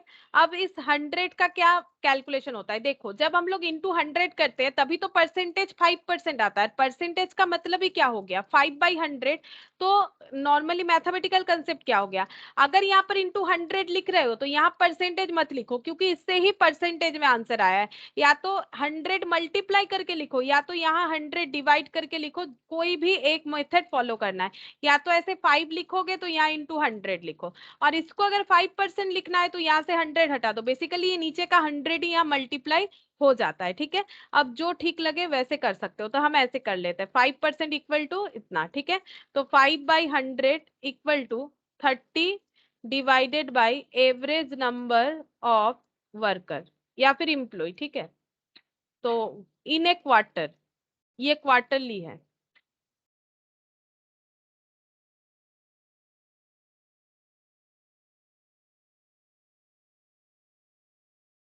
अब इसका कैलकुलेशन करते हैं, तब एवरेज नंबर ऑफ वर्कर या employ in a quarter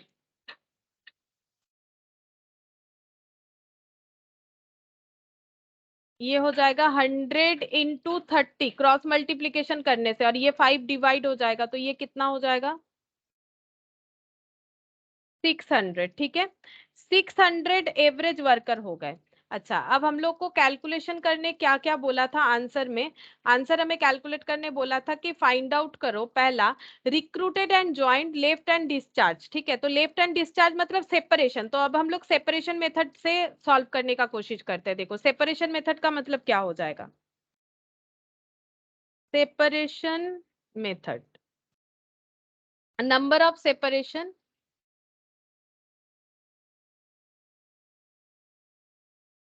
divided by average number of worker in a quarter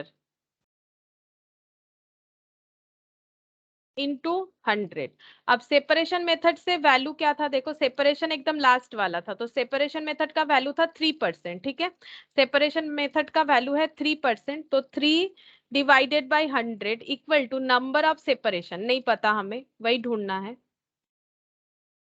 क्योंकि मैंने इधर परसेंटेज माना था, डिवाइड 100 किया तो इधर 100 यूज नहीं करेंगे। एवरेज हमें पता चल गया है पहले के कैलकुलेशन से 600, तो नंबर ऑफ सेपरेशन पता चल जाएगा 600 इंटू 3 डिवाइडेड बाई 100, तो ये हो गया 18। ठीक है, ये 18 हो जाएगा। अच्छा, अब हम लोग को देखो पहला आंसर मिल गया, मतलब पहला है कि ये कितना नंबर है देख लेते हैं। आंसर एक तो मिल गया हम लोगों को, लेफ्ट एंड डिस्चार्ज, और यहाँ पर बोला है रिक्रूटेड एंड ज्वाइन, तो हमें सेपरेशन मिल गया, लेफ्ट एंड डिस्चार्ज मिल गया 18। ठीक है, अच्छा अब हम लोग क्या करेंगे, यहाँ पर फ्लक्स मेथड यूज करते हैं। फ्लक्स मेथड यूज करेंगे तो हमें रिक्रूटेड एंड ज्वाइन भी मिल जाएगा।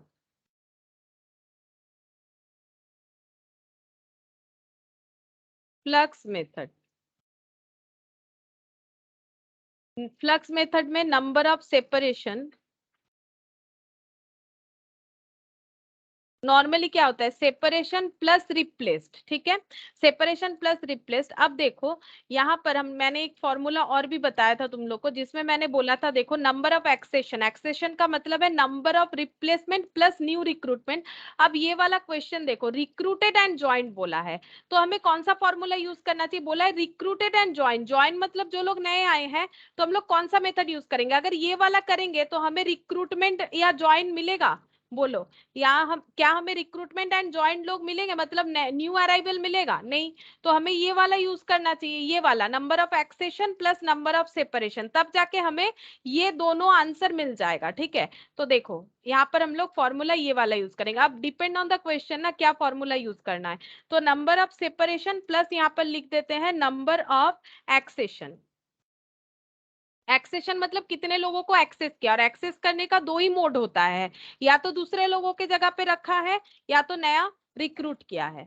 Average number of worker in quarter, in a quarter. ठीक है, तो फ्लक्स मेथड का वैल्यू था, चेक करते हैं,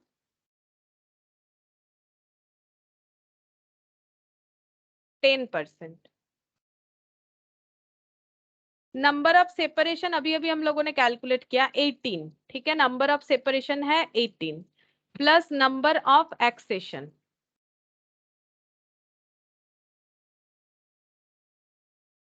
divided by average number of worker है in a quarter 600, cross multiplication कर लो, तो ये हो गया 600 इंटू 10 डिवाइडेड बाय 100। ठीक है, equal to 18 plus number of accession. अच्छा, 60 minus 18 equal to number of accession, 42 equal to number of accession. ठीक है, और एक्सेशन का मतलब क्या होता है, एक्सेशन का मतलब कितने लोगों को हम लोगों ने एक्सेस किया है। ठीक है, अब एक्सेशन का मतलब हो जाएगा हम लोगों का, ये देखो रिक्रूटेड एंड, ये देखो एक्सेशन का मतलब क्या था, यहाँ पर देख लेते हैं। एक्सेशन का मतलब नंबर ऑफ रिप्लेसमेंट और न्यू अराइवल। एक्सेशन का मतलब कितने तरह से एंट्री करवा सकते हैं, तो 42 equal to number of replaced plus new arrival. ठीक है, ये देखो एंट्री मोड में लिखा था, यहाँ पर भी लिखा था एंट्री मोड में नंबर ऑफ रिप्लेसेस और न्यू अराइवल। ठीक है, तो नंबर ऑफ रिप्लेस्ड ये क्वेश्चन में बता दिया, इसीलिए हम लोग डिटेल्स में कैलकुलेट कर पाएंगे, तभी मैंने फॉर्मूले में नंबर ऑफ एक्सेशन लिया है। ठीक है, अब कितने लोग रिप्लेस हुए थे, 30, देख सकते हो, उसी से तो हम लोगों ने पहले स्टार्ट किया था क्वेश्चन, 30 लोगों को रिप्लेस किया गया था। ठीक है, तो 42 में यहाँ लिखते हैं, यहाँ 30 लोगों को रिप्लेस किया गया था, तो न्यू अराइवल कितने हो जाएंगे, therefore new arrival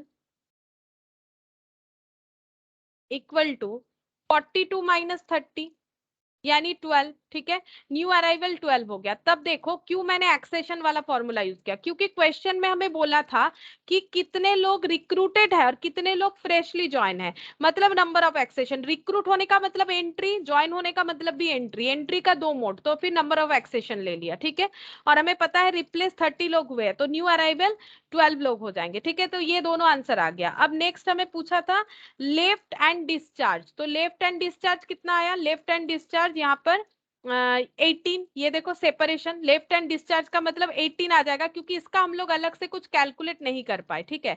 तो यहाँ पर लिख लेते हैं left hand discharge, left hand discharge that is separation, total number of separation, ठीक है 18, ये हो गया। अब हम लोग को बोला है इक्विवेलेंट, ये देखो equivalent employee turnover rate calculate करो, जो मैंने एक छोटा सा एग्जांपल से समझाया था कि 90 डेज का 10% होगा तो 365 का कितना होगा। तो इसका कैलकुलेट करके तुम लोग बताओ, calculation of equivalent employee turnover rate.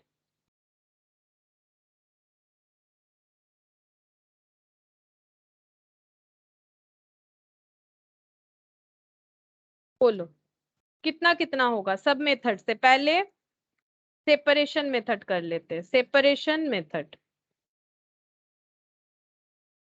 तो सेपरेशन मेथड में अगर देखोगे तो कितने, ये लास्ट वाला सेपरेशन था और सेपरेशन मेथड का परसेंटेज था 3%, तो 3% अगर एक क्वार्टर में हो रहा है तो पूरे साल भर का कैलकुलेट करना है इक्विवेलेंट एम्प्लॉय टर्नओवर।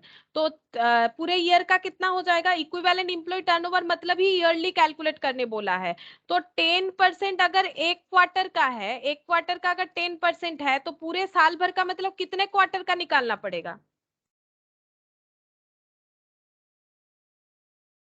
थोड़ी देर पहले तो पूछा ही था तुम लोगों ने, तो बताया था एक एक साल में कितना क्वार्टर होता है, ये तो ये वाला चीज कर रहे हैं।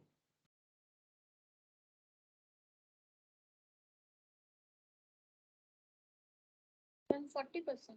हाँ 40%, 10% ये एक क्वार्टर का है, ये देखो एक क्वार्टर तो इंटू 4 क्वार्टर, ये क्यू से क्वार्टर हो गया है ना। तो यहाँ पर 40% सेपरेशन मेथड। फिर रिप्लेसमेंट सेम प्रोसेस से होगा। रिप्लेसमेंट का कितना परसेंट है, रिप्लेसमेंट का है 5%, तो 5% इन 1 क्वार्टर, ठीक है। तो फिर 4 क्वार्टर का कितना हो जाएगा इंटू 4, ये क्यू मैंने क्वार्टर समझाने के लिए लिख दिया, ठीक है, नहीं भी लिखोगे तो भी चलेगा क्यू। अच्छा फ्लक्स,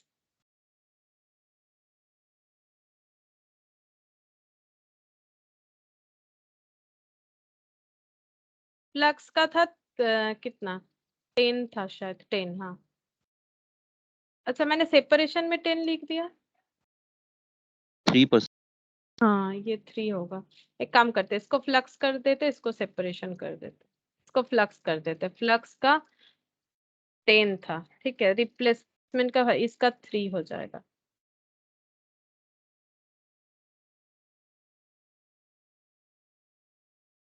मतलब 12%, ठीक है। अच्छा ठीक है, ये वाला हो गया। अब तुम लोग ये समझ सकते हो कि कहाँ एक्सेशन यूज कर सकते हैं हम लोग, ठीक है, और कहाँ एक्सेशन यूज करने का नीड नहीं है। अच्छा नेक्स्ट देखो, नेक्स्ट हम लोग ये वाला क्वेश्चन करेंगे, ठीक है।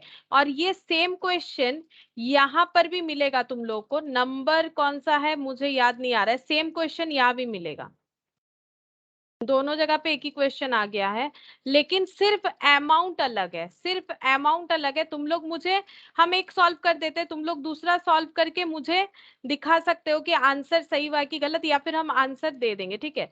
ये देखो ये वाला क्वेश्चन, ये वाला क्वेश्चन सेम है, ये और ये अभी जो मैंने यहाँ पर ओपन किया है दोनों ही सेम क्वेश्चन है, ठीक है। कोई भी एक क्वेश्चन करने का मतलब है दोनों क्वेश्चन सॉल्व हो जाना, बस डेटा अलग अलग है। तो हम ये वाला करवाते हैं, तुम लोग ये वाला करना, ठीक है, अपने से, लेकिन हम नहीं करवाएंगे, तुम लोग खुद करके मुझे बताओगे, क्योंकि बिल्कुल सेम है तो हम और कितना बार करवाए, ठीक है।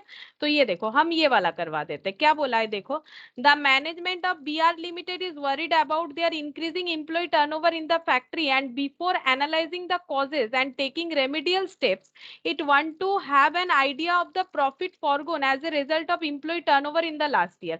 बोल रहा है कि BR Limited जो कंपनी है, उनके जो मैनेजमेंट है, उनका मतलब एक टेंशन वाला मैटर ये हो गया है कि उनका एम्प्लॉय टर्नओवर बहुत बढ़ गया है फैक्ट्री में, और क्यों बढ़ा है और इसको कैसे ठीक किया जाए। Analysing the cause and taking remedial steps, ये लेने के पहले it wants to have an idea of the profit forgone as result of employ turnover in the last year. इनको ये फाइंड आउट करना है कि लेबर टर्नओवर होने के वजह से कितना प्रॉफिट फॉरगोन हुआ है, मतलब चला गया है, लॉस हो गया है, ये इनको फाइंड आउट करना है। फिर ये जो है सोचेंगे कि कैसे करके इस सिचुएशन से निकला जा सके। ठीक है, लास्ट ईयर सेल्स है 83,03,300, पीवी रेशियो है 20%। अब पीवी रेशियो का मतलब होता है प्रॉफिट वॉल्यूम रेशियो, मतलब प्रॉफिट डिवाइडेड बाय वॉल्यूम। ठीक है, वॉल्यूम मतलब क्वांटिटी, कितना क्वांटिटी बेच के कितना प्रॉफिट कमा रहे हैं। लेकिन यहाँ पर जो प्रॉफिट होता है एक्चुअली इसका मतलब होता है कंट्रीब्यूशन डिवाइडेड बाय सेल्स। ठीक है, वॉल्यूम मतलब क्वांटिटी, क्वांटिटी को अगर हम लोग सेलिंग प्राइस से मल्टीप्लाई करेंगे तो सेल्स वैल्यू मिल जाएगा। ठीक है, तो वॉल्यूम को हम लोग सेल्स वैल्यू में ट्रांसफर कर सकते हैं। और कंट्रीब्यूशन का मतलब होता है जब हम लोग अपना सेल करके हमें कॉस्ट रिकवर करना होता है। ठीक है, ताकि हमें प्रॉफिट मिल जाए। लेकिन कॉस्ट हमारे पास दो तरह का होता है कॉस्टिंग में, एक होता है फिक्स्ड कॉस्ट, एक होता है वेरिएबल कॉस्ट। ठीक है, और भी बहुत तरह का कॉस्ट होता है, लेकिन प्रोडक्ट बेच के प्रॉफिट के केस में मेनली हम लोग ये दो कॉस्ट देखेंगे। तो सबसे पहला टारगेट क्या होता है ऑर्गेनाइजेशन का कि वेरिएबल खर्चा उठ जाए। लेकिन क्यों, देखो फर्स्ट बार में ही फिक्स्ड कॉस्ट हम लोग रिकवर नहीं कर सकते। मान लो हमारा शॉप जो है वो रेंट का है, फैक्ट्री रेंट का है, तो रेंट का खर्चा हम लोग रिकवर कर पाएंगे कि नहीं वो हमें नहीं पता, लेकिन एटलीस्ट इलेक्ट्रिसिटी का खर्चा, जो सैलरी वगैरह है लोगों का, या फिर कुछ और खर्चा जो वेरिएबल है, वेरिएबल मटेरियल का खर्चा, ठीक है, वेरिएबल ओवरहेड जो भी है, ये सब हम लोग पहले रिकवर करना चाहेंगे। ये रिकवर करने के बाद अगर कुछ बचेगा तब फिक्स्ड कॉस्ट को रिकवर करने का सोचेंगे, जिसको तुम लोग इकोनॉमिक्स में भी पढ़ते हो, ब्रेक इवन पॉइंट होता है। तो पहले वेरिएबल कॉस्ट रिकवर किया जाता है, उसके बाद धीरे धीरे फिक्स्ड कॉस्ट रिकवर किया जाता है। और जब दोनों कॉस्ट रिकवर हो जाता है तो जीरो सिचुएशन होता है। मान लो हम लोग 10 रुपए में सेल कर रहे थे और हम लोग का कॉस्ट आ रहा था टोटल, सपोज यहाँ पर कॉस्ट आ रहा था हम लोगों का, ऐसे मान लो फिक्स्ड कॉस्ट आ रहा था, फिक्स्ड कॉस्ट है 7 रुपीज। ठीक है, और वेरिएबल कॉस्ट आ रहा था यहाँ पर 4 रुपीज। ठीक है, तो हम लोग 4 रुपीज वेरिएबल कॉस्ट रिकवर कर रहे थे, लेकिन फिक्स्ड कॉस्ट नहीं रिकवर कर पा रहे थे। क्यों? क्योंकि वेरिएबल कॉस्ट रिकवर करने के बाद हमारे पास 6 रुपए बच रहा था, जबकि हमारा फिक्स्ड कॉस्ट था 7 रुपया, तो हम लोग लॉस में चल रहे थे।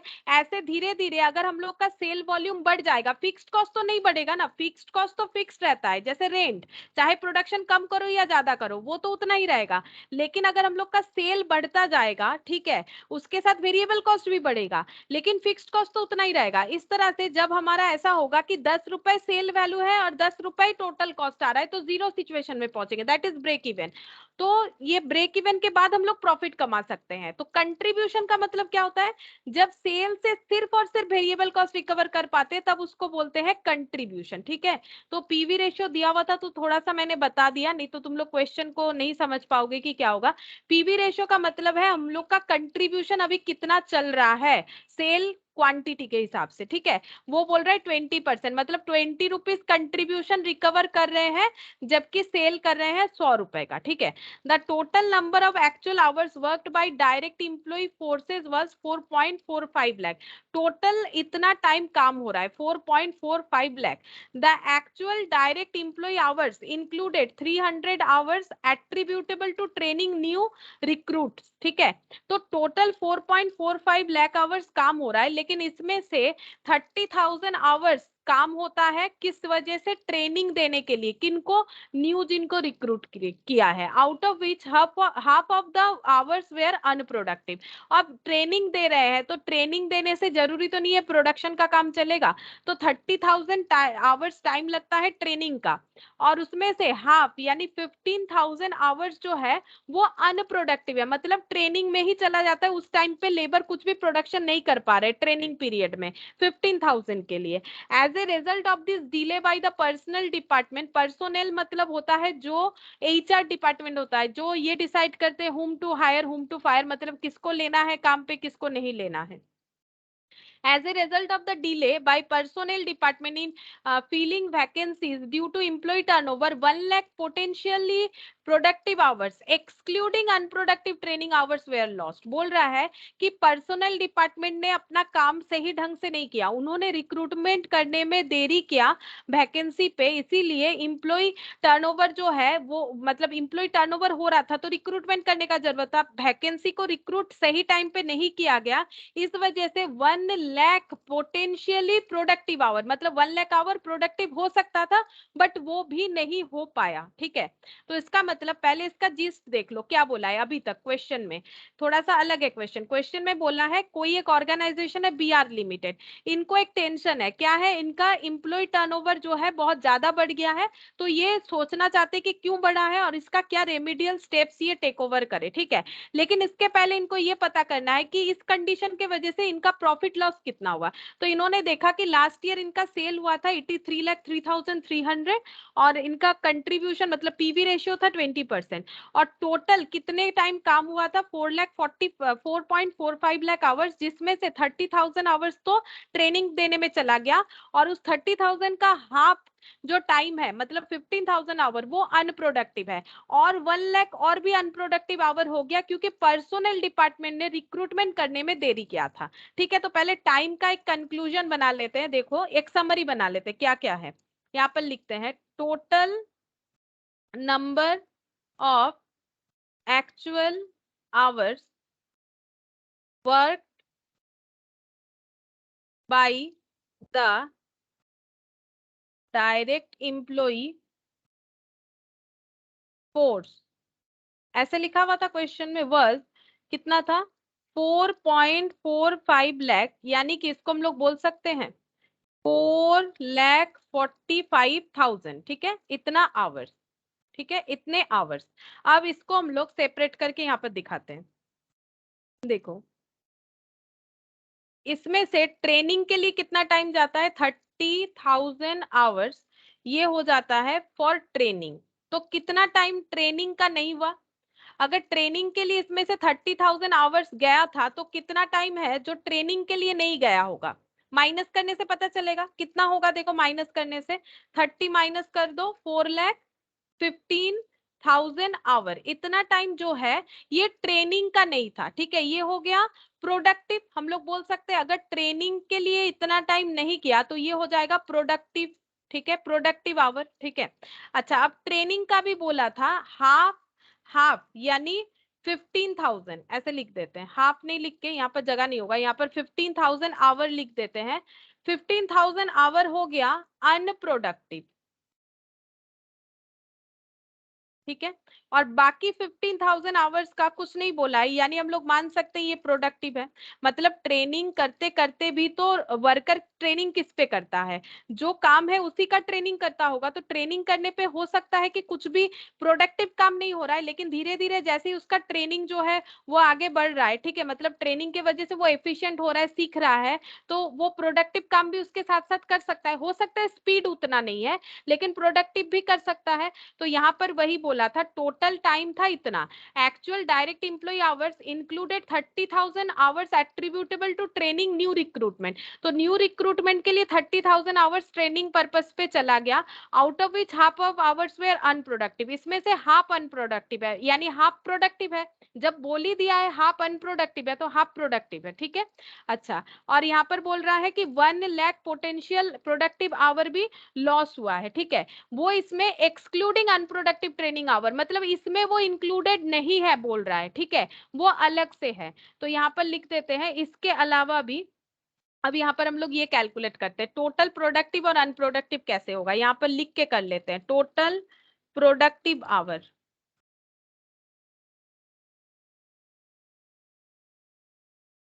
और टोटल अनप्रोडक्टिव आवर।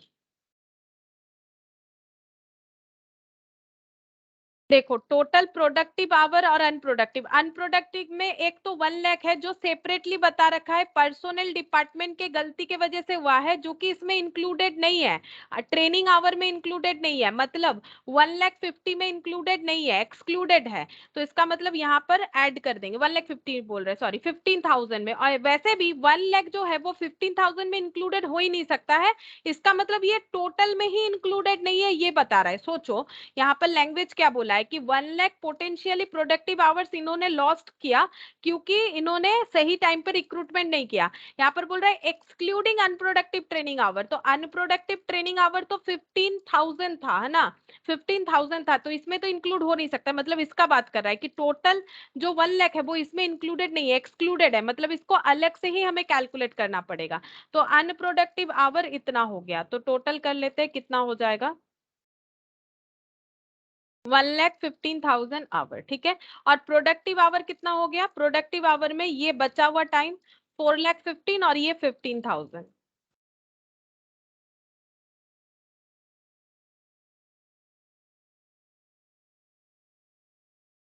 तो कितना हो जाएगा 15 और 15 30, 4,30,000, ठीक है।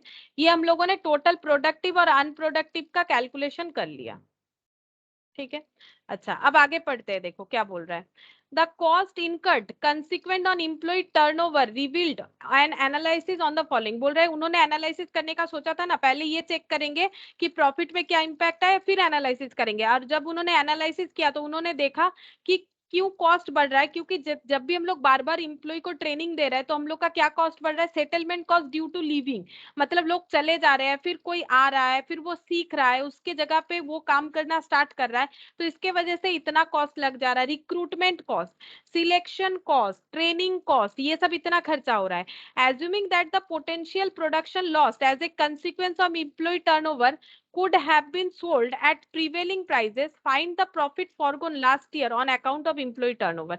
बोल रहा है कि कितना प्रॉफिट फॉरगोन हुआ है लास्ट ईयर का एम्प्लॉय टर्नओवर की वजह से, वो कैलकुलेट करके हमें बताना है। और इसके साथ साथ बोला है assuming that potential production lost as a consequence of employ turnover, जो प्रोडक्शन लॉस्ट है वो भी एम्प्लॉय टर्नओवर का कंसिक्वेंस हमें एजम्पशन लेना है, could have been sold at prevailing prices, ठीक है। तो देखो कैसे होगा, यहाँ पर हम लोगों ने ये तो कैलकुलेट कर लिया कि ऑर्गेनाइजेशन का टोटल प्रोडक्टिव आवर कितना था और अनप्रोडक्टिव आवर कितना था।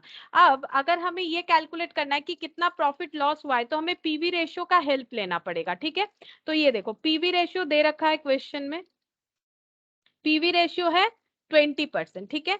अब 20% मैंने पहले ही बोला था, पीवी रेशियो का मतलब होता है contribution divided by sales into 100, ठीक है। ये तुम लोग मार्जिनल कॉस्टिंग में पढ़ोगे जब आएगा, तो अब यहाँ पर बता दिया तो मैंने थोड़ा सा बता दिया तुम लोग को। और कंट्रीब्यूशन का मतलब भी समझाया, जब सेल करके सिर्फ और सिर्फ हम लोग वेरिएबल कॉस्ट रिकवर कर पाते हैं तो सेल माइनस वेरिएबल कॉस्ट को बोला जाता है कंट्रीब्यूशन, ठीक है। और जब हम लोग फिक्स्ड कॉस्ट भी रिकवर करेंगे तब बोलेंगे हम लोग प्रॉफिट कमाना स्टार्ट कर दिए हैं, ठीक है।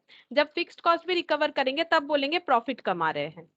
अच्छा, ये देखो अब यहाँ पर पीवी रेशियो जो है, अब यहाँ पर कंट्रीब्यूशन कैलकुलेट करते हैं। कंट्रीब्यूशन पर ईयर कितना हो जाएगा, एक साल का, तो ये 20% के हिसाब से कैलकुलेट करेंगे तो सेल के ऊपर होता है ना, तो सेल अगर 100 है तो कंट्रीब्यूशन 20 है। बात तो ये हो गया ना, सेल अगर 100 है तो कंट्रीब्यूशन 20 है, तो सेल 1 है तो कंट्रीब्यूशन 20/100।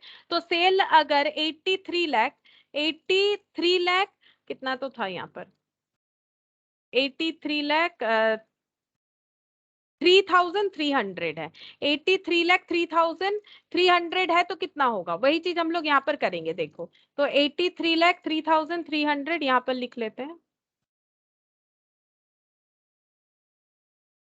इंटू 20%, ठीक है।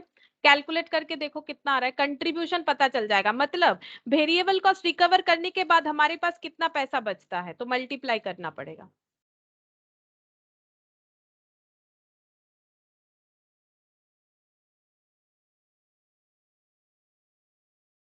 $16,60,660, ठीक है। तो ये हो गया हम लोग का कंट्रीब्यूशन एक साल का, ठीक है। इतना हम लोगों ने वेरिएबल कॉस्ट रिकवर करने के बाद हमारे पास ये बचा। अब हम लोग कैलकुलेट करेंगे कंट्रीब्यूशन पर आवर, ठीक है। एक एक घंटे में कितना कंट्रीब्यूशन हम लोगों ने रिकवर किया है, क्योंकि हमारे पास तो डेटा जो है वो आवरली है कि ये टाइम प्रोडक्टिव था, ये अनप्रोडक्टिव था, तो जितना टाइम काम हुआ उसके हिसाब से जो कंट्रीब्यूशन हुआ, तो प्रोडक्टिव आवर से ही डिवाइड करना पड़ेगा, क्योंकि प्रोडक्टिव आवर ही तो हमें कंट्रीब्यूशन जनरेट करके दे सकता है। अनप्रोडक्टिव आवर में प्रोडक्शन ही नहीं हुआ तो उसका क्या लिंक है। तो 4,30,000 हम लोग डिवाइड करेंगे तो हमें ये पता चल जाएगा कि कंट्रीब्यूशन पर आवर कितना है, तो divided by 4,30,000 30,000, 3.862 per hour, rupees 3.682 per hour, ये हो गया कंट्रीब्यूशन पर आवर, ठीक है। और हम लोगों का कंट्रीब्यूशन लॉस्ट कितना है, कितना कंट्रीब्यूशन हम लोगों ने लॉस्ट किया, तो हम लोग एक एक घंटे में इतना कंट्रीब्यूशन जेनरेट कर सकते हैं, और जो टाइम हम लोगों ने अनप्रोडक्टिव कर दिया उतना कंट्रीब्यूशन हमारा लॉस हो जाएगा। तो 1,15,000 आवर जो काम तो हुआ बट अनप्रोडक्टिव हुआ, यानी इतना कंट्रीब्यूशन लॉस हो जाएगा। क्यों? क्योंकि एक घंटे में इतना कंट्रीब्यूशन हम लोग जेनरेट कर सकते हैं। तो 1,15,000 में कितना कंट्रीब्यूशन जेनरेट कर सकते थे, 4,44,130, बट ये जेनरेट नहीं कर पाए। क्यों? क्योंकि ये जो टाइम है ये ऐसे ही चला गया, प्रोडक्टिव नहीं है, इस वजह से यहाँ पर जेनरेट नहीं हुआ प्रॉफिट, ठीक है। मतलब कंट्रीब्यूशन लॉस्ट इतना हो गया। अब हम लोग को क्वेश्चन में बोला क्या था, कंट्रीब्यूशन लॉस्ट को ही कैलकुलेट करने के लिए बोला था, ठीक है। Profit foregone last year on account of employ turnover, और उसके साथ साथ प्रॉफिट भी बोला था, कंट्रीब्यूशन लॉस्ट और प्रॉफिट। तो हम लोगों ने तो सिर्फ कंट्रीब्यूशन लॉस्ट कैलकुलेट किया, अब हम लोग प्रॉफिट फॉरगॉन भी कैलकुलेट कर लेते हैं। प्रॉफिट का मतलब सारा ये खर्चा ऐड करके हमें मिलेगा। देखो कैसे होगा, computation of profit foregone on account of employ turnover. देखो एम्प्लॉय टर्नओवर होने की वजह से हमारा कितना प्रॉफिट लॉस हो गया, तो प्रॉफिट लॉस उतना होगा ना जितना कॉस्ट हम लोगों ने इनकट कर दिया, बट उसके बदले हमें कुछ नहीं मिला, सेटलमेंट कॉस्ट लग गया। लेकिन ये तो हमें करना ही पड़ेगा, नए लोगों को रिक्रूट करेंगे तो सेटलमेंट कॉस्ट देना ही पड़ेगा, लेकिन ये पैसा हम लोग बिजनेस में लगा के प्रॉफिट भी तो कमा सकते थे, तो इतना हमारा प्रॉफिट लॉस हो सकता है। तो यहाँ पर लिखते हैं पहले कंट्रीब्यूशन फॉरगॉन जो मैंने कैलकुलेट किया, कंट्रीब्यूशन फॉरगॉन जो कि ट्रेनिंग देने के वजह से और पर्सोनल डिपार्टमेंट के डीले के वजह से जो टाइम लॉस हुआ, उस टाइम पे हम लोगों ने इतना कंट्रीब्यूशन जनरेट कर सकते थे, वो हमारा लॉस हो गया, 4,44,130, ये कंट्रीब्यूशन लॉस हो गया। फिर ऐड हो जाएगा settlement cost due to leaving, ठीक है, लोग चले गए और उनको सेटल किया दूसरे लोगों को, तो उसका कॉस्ट 43,820। फिर ऐड हो जाएगा रिक्रूटमेंट कॉस्ट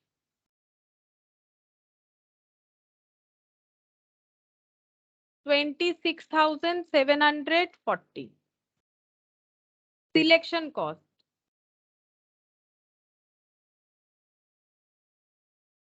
12,750, ट्रेनिंग कॉस्ट था 30,490, ये टोटल करना पड़ेगा, ठीक है।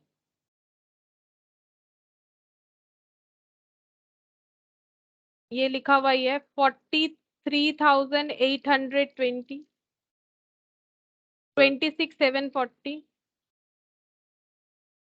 12,750, 30,490,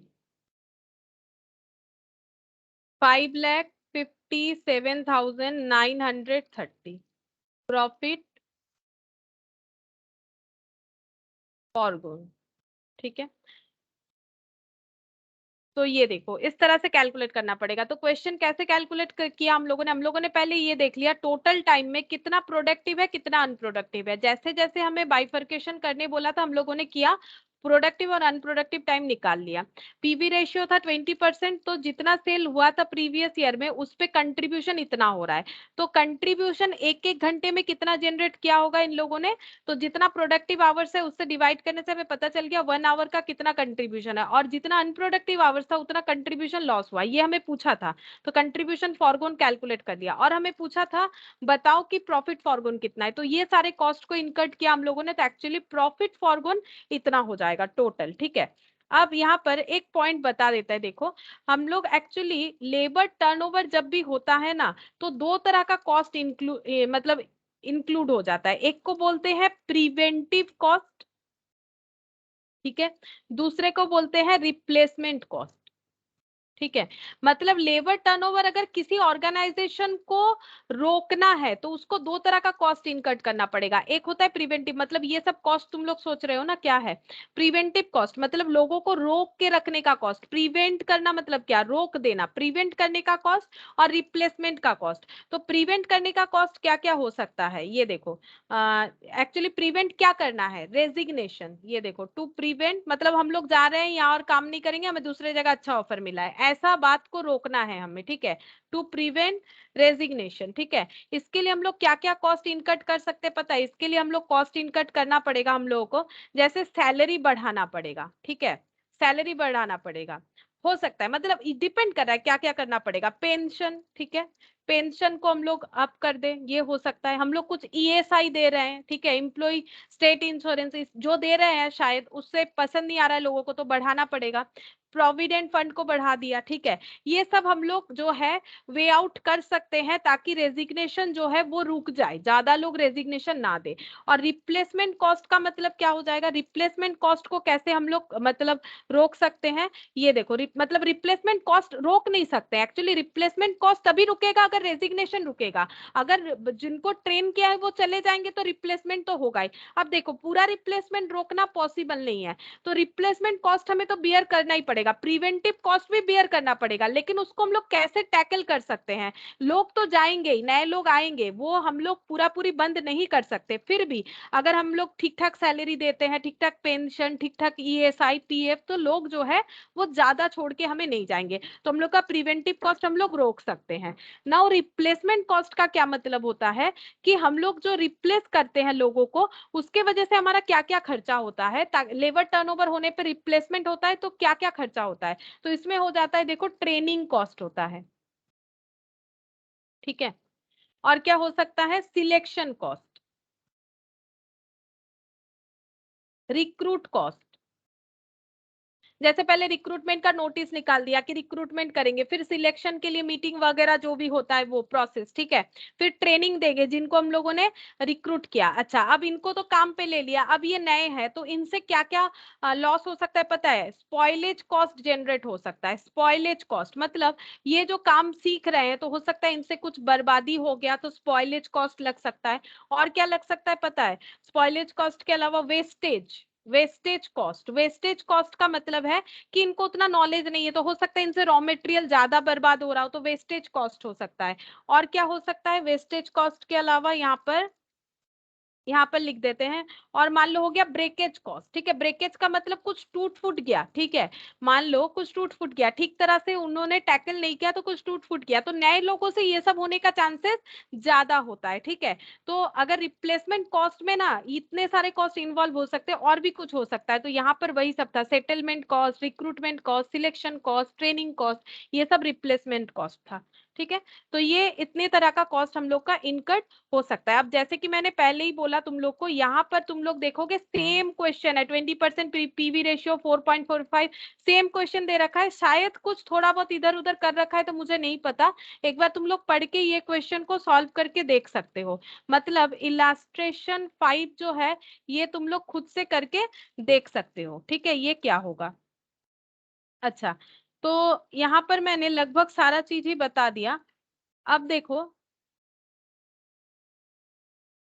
इस पीडीएफ से एक क्वेश्चन कर सकते हैं, तुम लोग एक बार नोट डाउन जरूर कर लो कौन कौन सा क्वेश्चन मैंने करवा दिया है, ठीक है, अब यहाँ से कुछ छोटा छोटा क्वेश्चन बाकी था वो हम बता देते हैं, एक दो क्वेश्चन तो कर ही लेंगे, जैसे पहले ये देखो, ये वाला कर लेते हैं, ये जल्दी हो जाएगा, 12 वाला थोड़ा सा लेंदी है, 13 वाला, यहाँ से 13 नंबर क्वेश्चन करेंगे, देखो illustration 13, calculate the employee hour rate of a worker X from the following data, employee hour rate मतलब एक घंटे में एम्प्लॉय को कितना पेमेंट करते हैं वो कैलकुलेट करके बताना है, बेसिक पे 10,000 per month, dearness allowance 3,000 per month, fringe benefit 1,000 per month, number of working days in a year 300, मतलब 300 डेज काम होता है, 20 days are availed of as holiday on full pay in a year, तो एक साल में 20 holidays भी होता है जिसमें फुल पेमेंट भी किया जाता है, assume a day of 8 hours, एक दिन जो है 8 घंटे का है, ठीक है, हम लोग को ये कैलकुलेट करके बताना है कि आवरली वेज रेट क्या है, तो कैसे कैलकुलेट करेंगे देखो,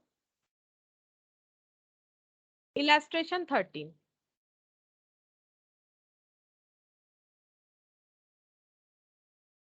बेसिक पे कितना टोटल पेमेंट कर रहे हैं? बेसिक पे है 10,000 पर मंथ। हम इसको ईयरली कर लेते हैं। क्यों ईयरली करेंगे? बिकॉज हमारे पास जो टाइम पीरियड दे रखा है वो 1 साल का दे रखा है, तो हम लोग 1 साल का ही कैलकुलेट करेंगे। इसका मतलब टोटल वेजेस भी, तो 10,000 पर मंथ है तो 12 मंथ का हो जाएगा 1,20,000। ठीक है, बेसिक पे। अच्छा, इसके बाद इनको मिलता है डीए यानी डियरनेस अलाउंस, और ये कितना मिलता है? डीए मिलता है 3,000 पर मंथ, यानी 3,000 इंटू 12 यानी कि 36,000। ठीक है। अच्छा, प्लस इनको मिलता है फ्रिंज बेनिफिट।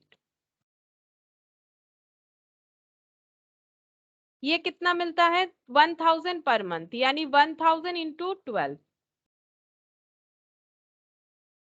तो टोटल ईयरली इनको कितना पेमेंट होता है? 8, और ये हो गया 2 + 1 3 3 6, 1,68,000। ठीक है, ये टोटल वेजेस पर एनम बोल सकते हैं 1 साल का। ठीक है, अब हमें वेजेस रेट कैलकुलेट करना है। अगर 1 साल में इतना पेमेंट कर रहे हैं तो 1 घंटे का कितना पेमेंट कर रहे हैं, तो पूरे साल में कितना घंटा काम हो रहा है वो देखो। अगर पूरा पेमेंट पता चल गया है, हमें बोल रहा है 1 घंटे का कितना पेमेंट है, ये तो पूरे 1 साल का पेमेंट निकला, तो 1 साल में कितना टाइम काम होता है वो कैलकुलेट करना चाहिए। तो हम लोग कैलकुलेट करेंगे total effective hour in a year. ठीक है, इफेक्टिव आवर, इफेक्टिव आवर ये एकदम फर्स्ट या सेकेंड क्लास में मैंने बोला था। तो 300 डेज काम होता है। ठीक है, लेकिन 20 डेज जो है वो ऑफ रहता है, हॉलीडे। पेमेंट वर्कर को मिलता है लेकिन प्रोडक्शन तो नहीं होता है ना, पेमेंट मिलता है। 20 days are availed of as holiday on full pay in a year. वो बात अलग है कि वर्कर को पेमेंट मिलता है, लेकिन हमें क्या चाहिए होता है? Effective our. इफेक्टिव आवर का मतलब क्या है? Productive hour. तो 300 डेज में 20 डेज प्रोडक्शन बंद रहता है पूरे साल भर में, तो कितने दिन जो है काम होता है? 280 डेज काम होता है। और एक दिन में अगर 8 आवर्स काम होता है तो पूरे साल भर में कितना टाइम काम होगा? इंटू 8 करने से हमें पता चल जाएगा कि इफेक्टिव आवर्स कितना है। तो देखो, इफेक्टिव आवर्स कैलकुलेट करना पड़ेगा। एकदम स्टार्टिंग का क्लास का क्वेश्चन हो गया ये। तो ये देखो 300 आवर्स टोटल काम होता है 1 साल में, लेकिन उसमें 20 आवर्स नहीं, सॉरी, डेज, 300 डेज काम होता है, लेकिन उसमें 20 डेज जो है वो ऑफ रहता है। ठीक है, तो ये हो गया इफेक्टिव डेज लिख सकते हैं। इफेक्टिव डेज लिख देते हैं, फिर आवर कर देंगे, मतलब प्रोडक्टिव। तो 280 डेज हो गया। ठीक है, अब one day per day 8 hour काम होता है, तो total effective hours in a year कितना हो जाएगा? 280 days into 8 our.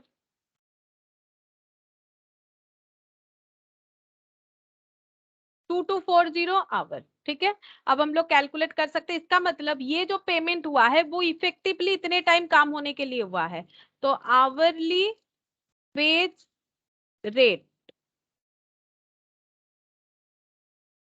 1,68,000 divided by 2240 hours. तो डिवाइड करने से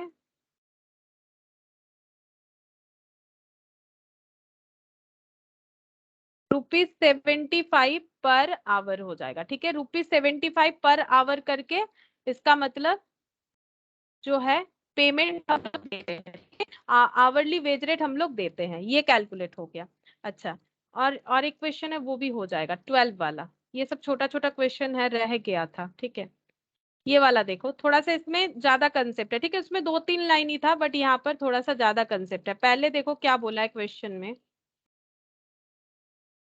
A worker is paid 10,000 per month and DNS allowance of 2,000 per month. ठीक है, worker contribution to provident fund is 10%। तो provident fund में इम्प्लॉय और इम्प्लॉयर दोनों ही कंट्रीब्यूट करते हैं, इम्प्लॉय भी करता है, इम्प्लॉयर भी करता है। तो यहाँ पर वर्कर यानी इम्प्लॉय कर रहा है कितना? 10%। ठीक है, and employer also contribute the same amount as the employee, यानी ये भी 10% कर रहा है। द इम्प्लॉय स्टेट इंश्योरेंस मतलब ESI, ठीक है, इज 6.5% ऑफ वेजेस। वेजेस जितना दिया जाएगा उसका 6.5% ESI होगा एक एक एम्प्लॉय का, ऑफ विच इसमें से 1.75% is paid by the employee. Employee pay कर रहा है 1.75%। ठीक है, तो इसका मतलब एम्प्लॉयर कितना पे कर रहा है? अगर स्टेट इंश्योरेंस जितना भी दिया जाएगा एक एक वर्कर को उसका अगर इम्प्लॉय पे करता है 1.75%, तो इम्प्लॉयर कितना पे करेगा बताओ, बोलो इम्प्लॉयर कितना पे करेगा? अगर टोटल ईएसआई 6.5% ऑफ वेजेस है, उसका 175% अगर इम्प्लॉय देगा तो इम्प्लॉयर कितना देगा? कितना? हाँ बोलो बोलो। 5.25 5.25 कैसे आ रहा है? 4.75 हाँ 4.75 माइनस करने से होगा ना, बाकी बचा हुआ। ठीक है, paid by the employees, it is the firm practice to pay 2 months wages as bonus each year, और इनको बोनस भी देना होता है, और बोनस का रूल्स इनका है कि 2 महीने का वेजेस ये लोग एज ए बोनस दे देते हैं।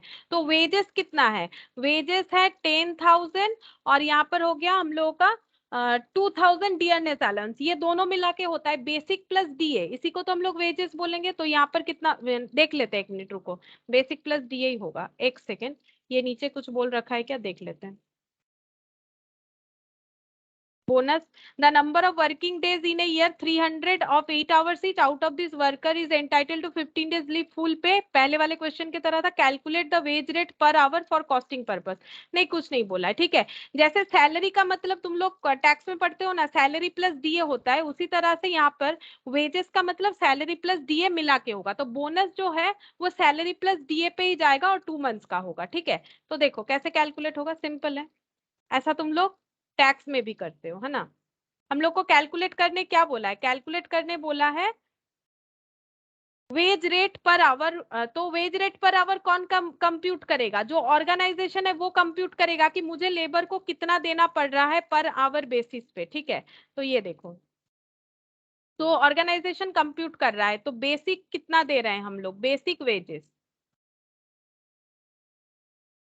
10,000 इंटू 12, 1,20,000, टीए 2,000 करके, ये पहले वाले क्वेश्चन के तरह ही है, 24,000।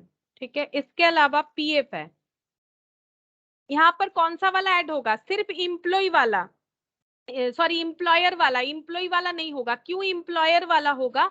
क्योंकि ये तो ऑर्गेनाइजेशन चेक कर रहा है कि एक वर्कर को रखने का मेरा खर्चा क्या है, तो वो ये देखेगा कि मैंने प्रोविडेंट फंड में कितना दिया है, 10% दिया है। ठीक है, वैसे दोनों का ही 10% है। 10% अब क्या होता है? वेजेस का होता है। वेजेस कितना है? 10 + 12, यानी ये दोनों का टोटल, तो ये कितना हो जाएगा? 1,44,000। ठीक है, तो इसका 10% हो जाएगा 14,400, ये हो गया पीएफ। अच्छा, अब ईएसआई, ईएसआई प्रीमियम कितना होगा? जितना इम्प्लॉयर कंट्रीब्यूट कर रहा है, क्योंकि ऑर्गेनाइजेशन कैलकुलेट कर रहा है कि मुझे कितना पेमेंट करना पड़ेगा एक इम्प्लॉय को रखने का, तो 1.75 अगर इम्प्लॉय दे रहा है तो बाकी बचा हुआ 6.5 माइनस 1.75, यानी कि बच रहा है हम लोग का 4.75% ऑफ वेजेस, यानी 1,44,000, ये कैलकुलेट करना पड़ेगा, 1,44,000।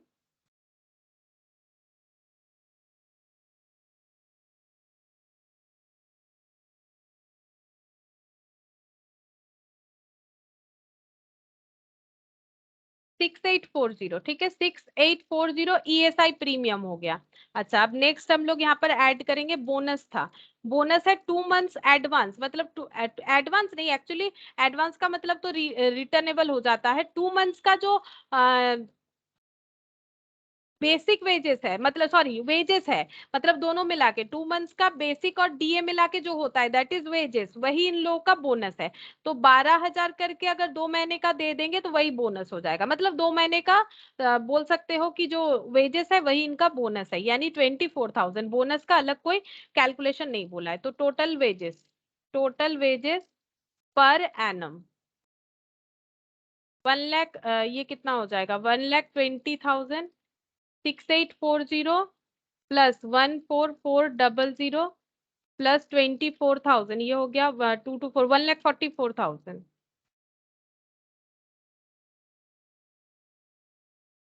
और 24,000 ये वाला ऐड नहीं किया मैंने, 24, 1,89,240। ठीक है, 240 टोटल वेजेस हो गया। अब हम लोग कैलकुलेट करेंगे पूरे साल भर में कितना इफेक्टिव काम हुआ है, तो इफेक्टिव आवर्स पर ईयर, ठीक है। आवर्स ही डायरेक्टली कैलकुलेट कर लेते हैं। तो पूरे 1 ईयर में कितना टाइम काम होता है? देखो 300 ऑफ 8 आवर्स ईच, और उसमें से 15 डेज जो है लीव होता है, तो इसका मतलब 300 में 15 डेज जो है ये अनप्रोडक्टिव, तो प्रोडक्टिव जितना वही इफेक्टिव होगा इनटू 8 आवर्स करके, ठीक है। तो ये हो जाएगा 285 इंटू 8,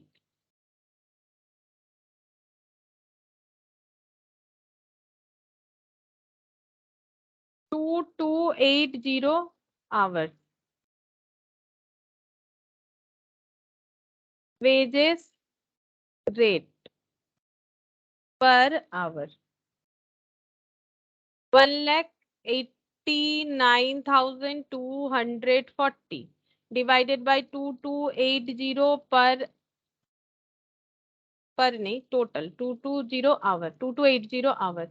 तो यहाँ पर रुपीस जितना होगा पर आवर डिवाइड करने से पता चल जाएगा।